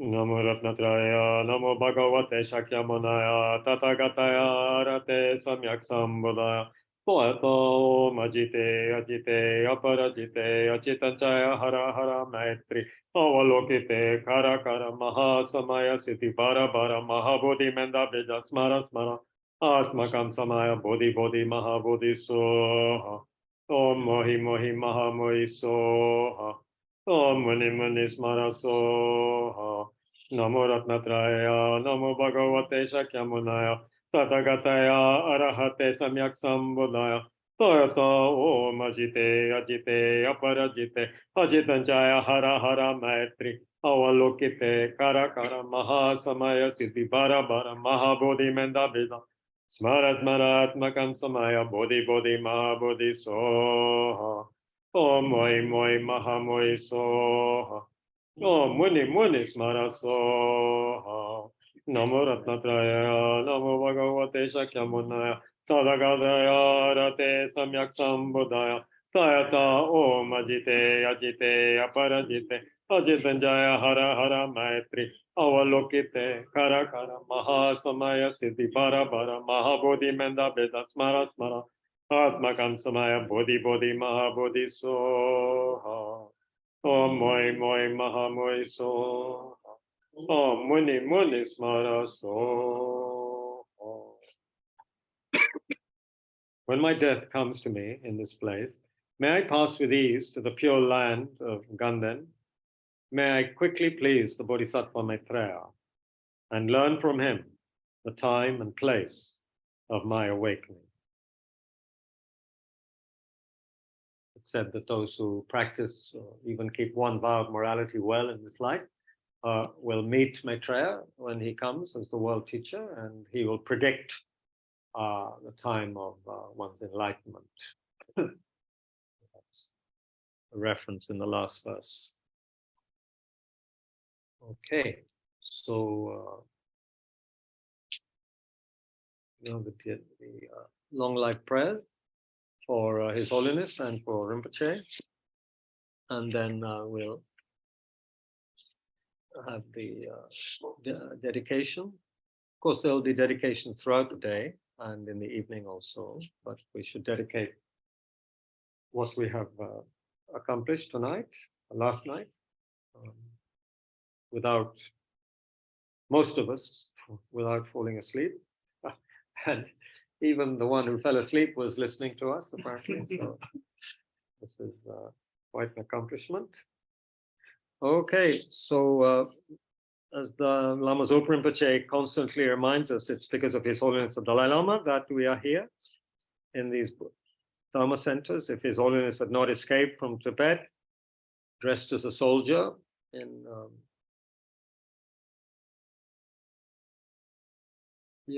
March 1959, then things would be very different for us. But yeah. So we pray for His Holiness to have a long and healthy life. He constantly says he will live a long life, so we hope that comes about. In the land encircled by snow mountains, you are the source of all happiness and good. All-powerful Chenrezig Tenzin Gyatso, please remain until samsara ends. Gangre rawe korwe jingam de pendan de wa male jongwene Chenrezig Wang Tenzin Gyatso Yobe zite bardu tengyura che. And it's also very much the case. We wouldn't be here if it were not for Lama Yeshe, our founder, and Lama Zopa Rinpoche, who started the FPMT in late 60s. We told that story a little bit on the first day of Losar 2 weeks ago, as is traditional in our organization, because Lama Yeshe passed away at dawn on the Losar day in 1984. So, yeah, we already said quite a lot about Lama, but just to say that due to his great kindness, his vision, his bodhicitta, his compassion for us, that the centers began to be established in the West and also in India, and that so many people benefited and are benefiting, and no doubt will benefit in the future from the 100+ centers around the world now, including 5 or 6 in India.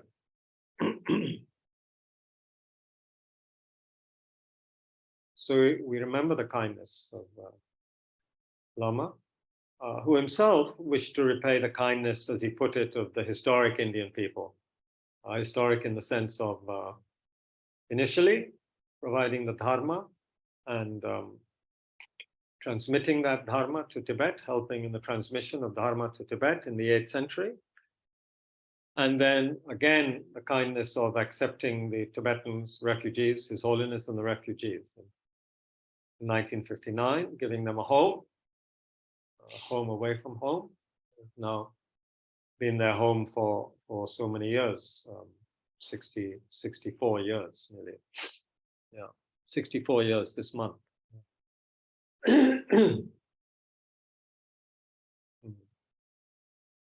So anyway, Lama did so much to repay that kindness.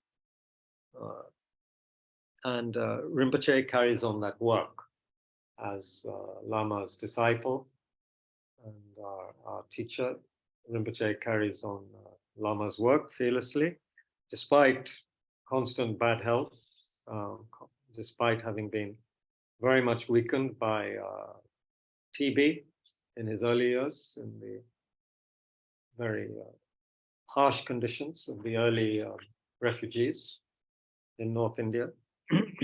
But, and also having come to experiencing a stroke in 2011, but Rinpoche still manifests a tremendous energy for guiding and teaching us and inspiring us in all sorts of ways.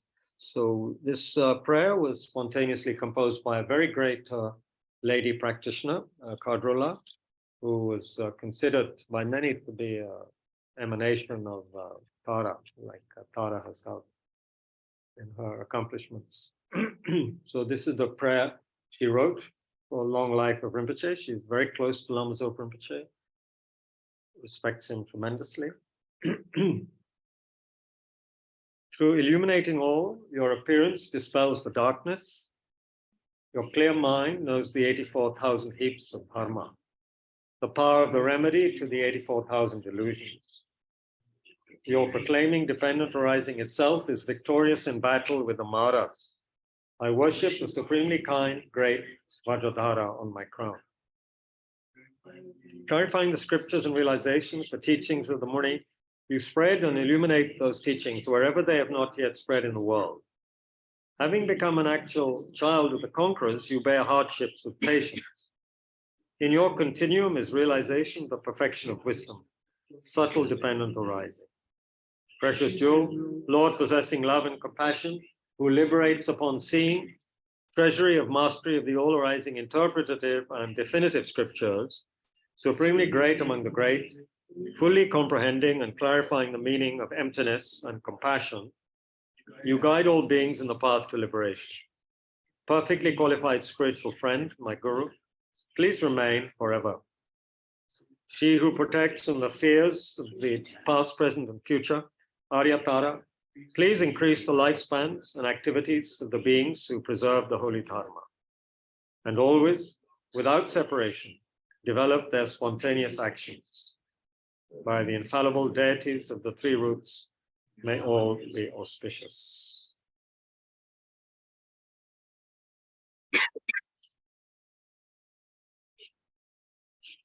So, there are many ways to dedicate. There are short, medium, and long dedications, like everything.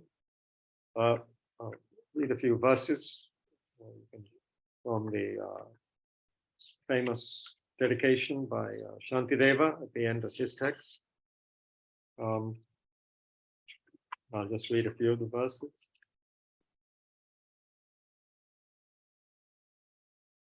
Through my virtues, may the beings of the hells rejoice upon seeing the unobscured clouds of bodhisattvas, headed by Samantabhadra and bearing pleasant, cool, fragrant rains and breezes. May the intense pains and fears of the beings of the hells be pacified. May the inhabitants of all miserable states of existence be liberated from their woeful states. May animals' risk of being eaten by each other disappear. May the pretas, the hungry ghosts, always be satiated, bathed, and refreshed by streams of milk pouring from the hand of the noble Avalokiteshvara. May the blind always see forms, and may the deaf hear sounds. May pregnant women give birth without pain, as did Maya Devi. May the fearful become fearless, those struck by grief find joy. May the despondent become resolute and free of trepidation. May the ill have good health, and may they be freed from every bondage.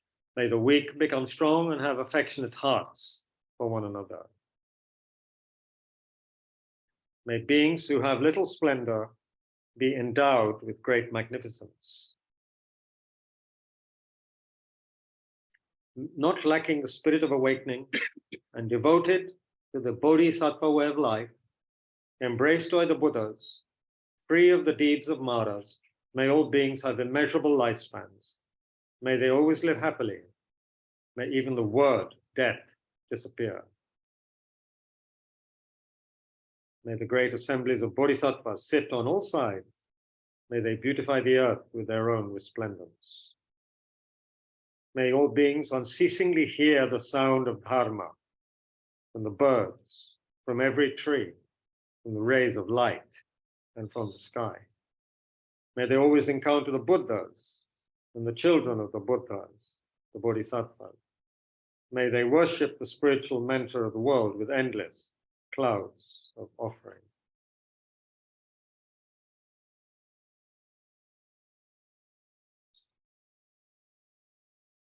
Without experiencing the suffering of the miserable states of existence, without arduous practice, may the world attain Buddhahood in a single divine body. May all sentient beings worship all the Buddhas in many ways, and may they be exceedingly joyful with the inconceivable bliss of the Buddhas. May I live endowed with strength in whatever posture I am, and in all my lives may I find plentiful places, solitude. May my way of life be just like that of Manjushri, who lives to accomplish the benefit of all sentient beings throughout the 10 directions. For as long as space endures, for as long as the world lasts, may I too live dispelling the miseries of the world. May the teaching, which is the sole medicine for the suffering of the world and the source of all prosperity and joy, remain for a long time, accompanied by riches and honor. I bow to Manju Ghosh, through whose grace my mind turns to virtue. And I salute my spiritual friends, through whose kindness it becomes stronger. Please dedicate for all the people that we have been given the names of to dedicate for. Please remember them all. And also we should remember Maya Joshi, one of our Sangha, who's been very sick the last few years. And again, had many problems recently. May she do well. And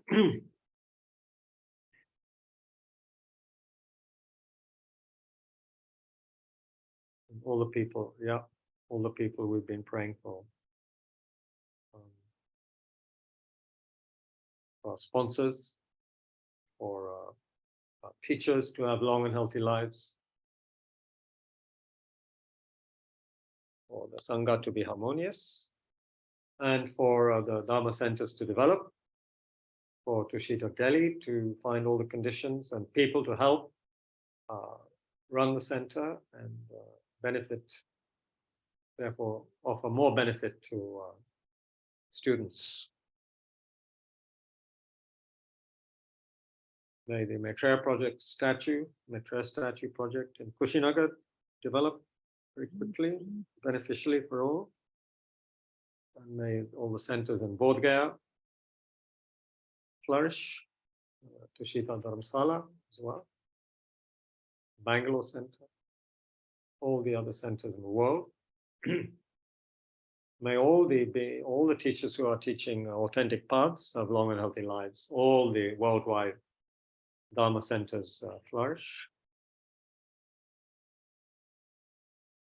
We should pray for the conflict in Ukraine to quickly come to an end, and for those who derive financial benefit from war, may their minds see another perspective and cease in activities.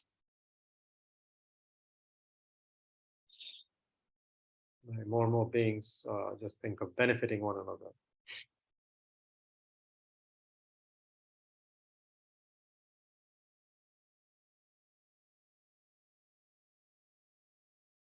Whatever mundane and dharma wishes we have harbored from this practice of attempting some virtue overnight, may it ripen and bring temporal and ultimate happiness, and also liberation and enlightenment. May we quickly develop a precious mind of bodhicitta, great mind of bodhicitta, and wisdom realizing emptiness as quickly as possible for the benefit of all sentient beings, mother sentient beings.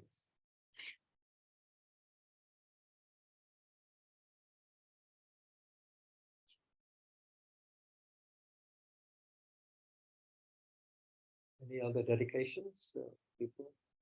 We've forgotten? To dedicate for your family, Naveen, his family and daughters. And, yeah. Okay. So now we have our equivalent of the happy hour or the happy 10 minutes when we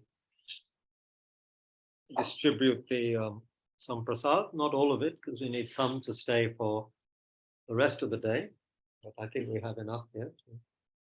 Oh, Bob arrived. Hi, Bob. Good morning. Good morning. How are you? We're okay. We've been awake. I hope you had a good sleep. Hardly. Yeah. Okay. So let's. Shall we distribute some things, Thank you and for then we'll making- recite the. Are you leaving? No, just thank you. Don't thank me until you. Thank you. Thank you for coming. Thanks for not snoring. No, no. Actually, Well, you did snore. my nose, yeah. What to do? Help us concentrate now.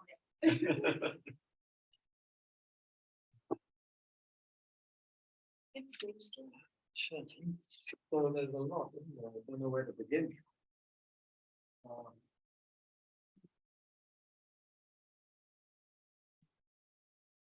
I didn't think of this many people. You all like Snickers? Yeah. You do like Snickers. Yeah. You like butterscotch? Anything. Anything, please? You like butterscotch or you prefer it's all good stuff? It is more. Okay. We get a Mars bar. Yeah. You would like the green one, would you? With the green color or something? It's all blessed. It doesn't matter. We have just enough. Oh, Bob. Bob, do you like butterscotch? You better like it. Oh,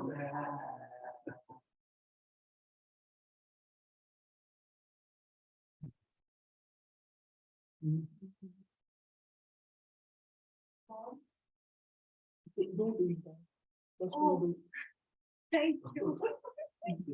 Just too, I'm too spaced out.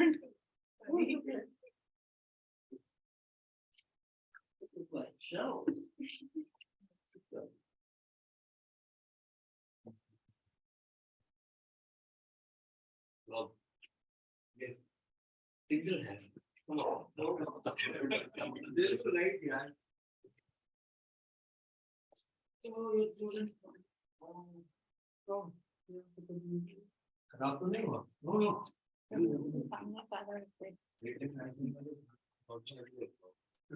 What's your opinion?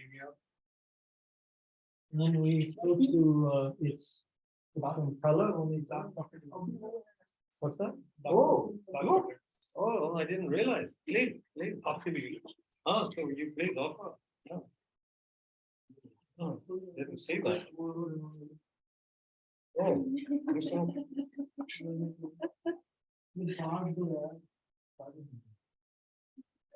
नाखून है आपके I'm now beginning to understand my father's problem. He couldn't open anything. So many things are difficult to open as he got older. Dark chocolate. That's the one that defeats the radicals, right? The free radicals. Sorry, folks, we're having a bit of a feast here. Sorry you can't join in, but you know how it is. Thank you. Goodness. Sadhana ji, good morning. I hope you're well. Hi.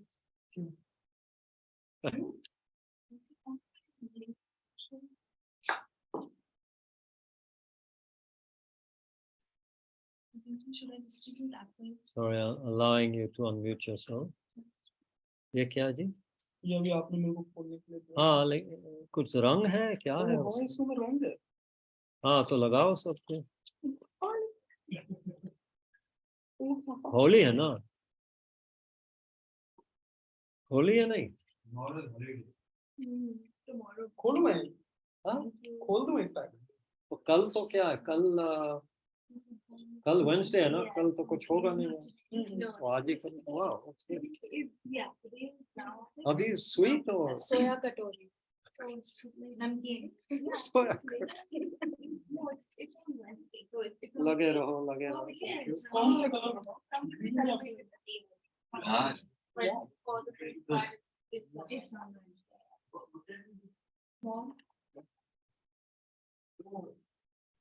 Okay, we don't have to distribute everything.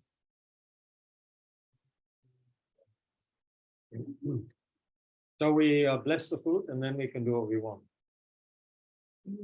वो बाद में हो जाएगा, बाद में हो जाएगा। पहले ये you have a sheet called food offering prayer.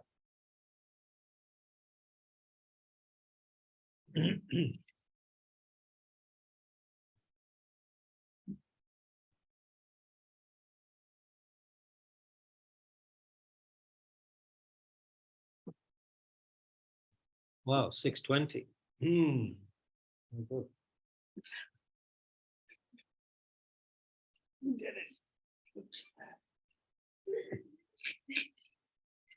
No one collapsed, nobody complained. Somebody's Amazing. known. Huh? Someone's known. That's okay. Wasn't like they snore in the train. Drive you nuts. Literally sometimes shaking. I asked him how does the light feel? Huh.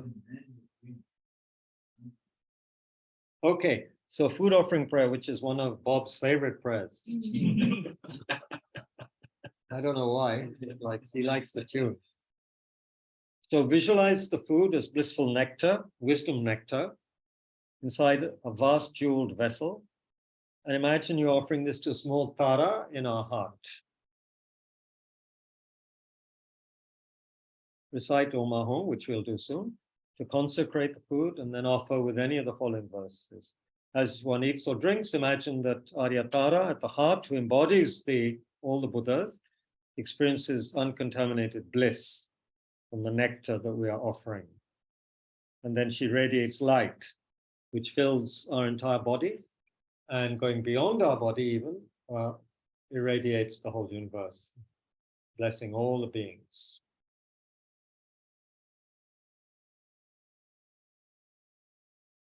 Om Ahom, Om Ahom, Om Ahom. Lai Ma Sangye, Lai Ma Chudeshin, Lai Ma Gedente. Oingi Ajapola Eloi Mam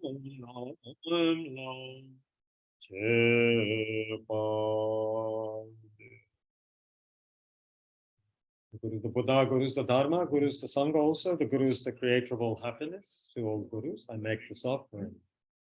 May we and those around us in all future lives never be separated from the three jewels continuously make offerings to the three jewels and receive the inspiration of the three jewels. To the Supreme Teacher, precious Buddha, to the Supreme Refuge, precious Dharma, to the Supreme Guides, the precious Sangha, to the Triple Gem, objects of refuge, I make offering.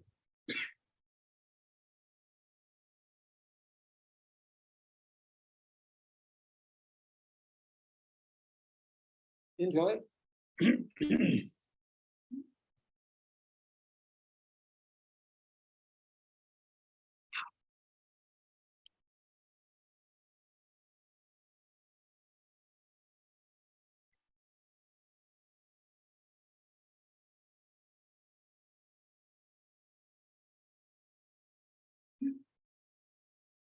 So, Sunil ji, Madhu ji, Rohini, Ashit, Sujit, Sadhana, thanks so much for being with us at this time. Oh, thank you.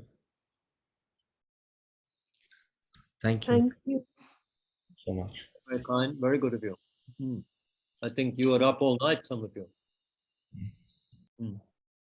Ashit, I think you were up all night virtually. No, I had my moments in which I didn't realize. I didn't. You had a severe haircut, is it? No, yeah, I did have a haircut. Yes. Yeah. Thank you. Who brought this? Good man. लगे रहो बाप को दिया बाप को मिला या मिला मिठाई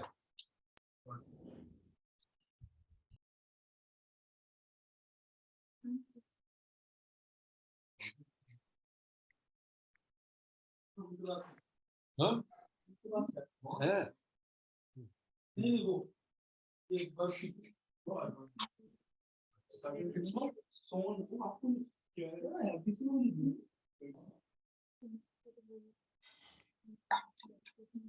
खाली तो नहीं है खाली चीज वहां नहीं रखना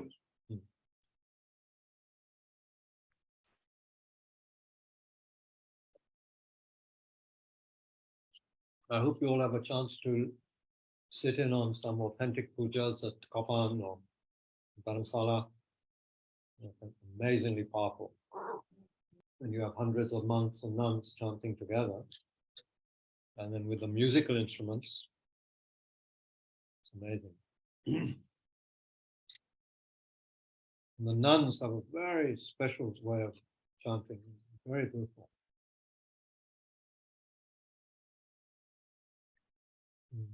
You're going for the new lake in Kapan? Dharamkot, May 19th. Dharamkot. Dharamkot. Oh, Tushita. Yeah. Yeah, that would be good also. Are you going? May 19th, a series of 3 days. Starts in the morning. If you don't have an apartment, you should go for the festival. I agree that I'm waiting for the advancement. In June.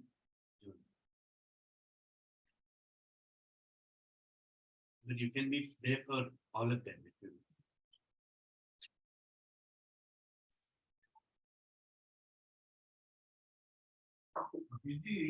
What time do the Pasna open the gate? Haji? This one? Which gate? Tushita gate? No, we're locked in all day. The Pasna, our neighbor.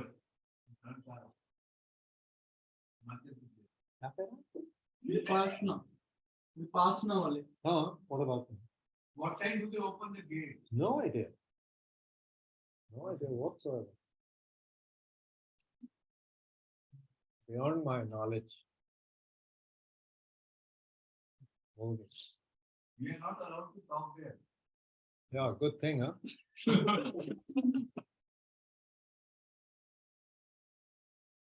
Jolly good, I think. We wish we could tell more than that. Huh? What do you think? Shut it off.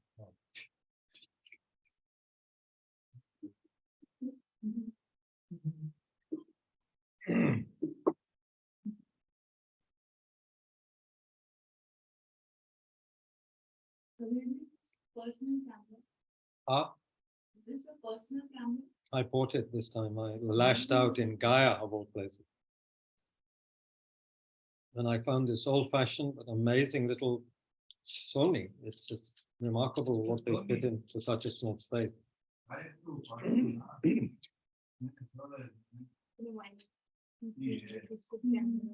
I've still not mastered it.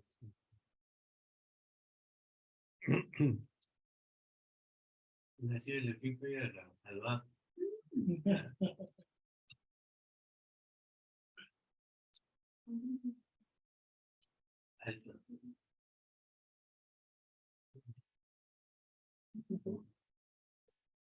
So, folks, that's it. I'm afraid. That's it for today. Well, for now. Next session probably 10:30. Yeah, it's 4 hours away, so that gives time to recover. Yeah. So 10:30, and then again 6:30.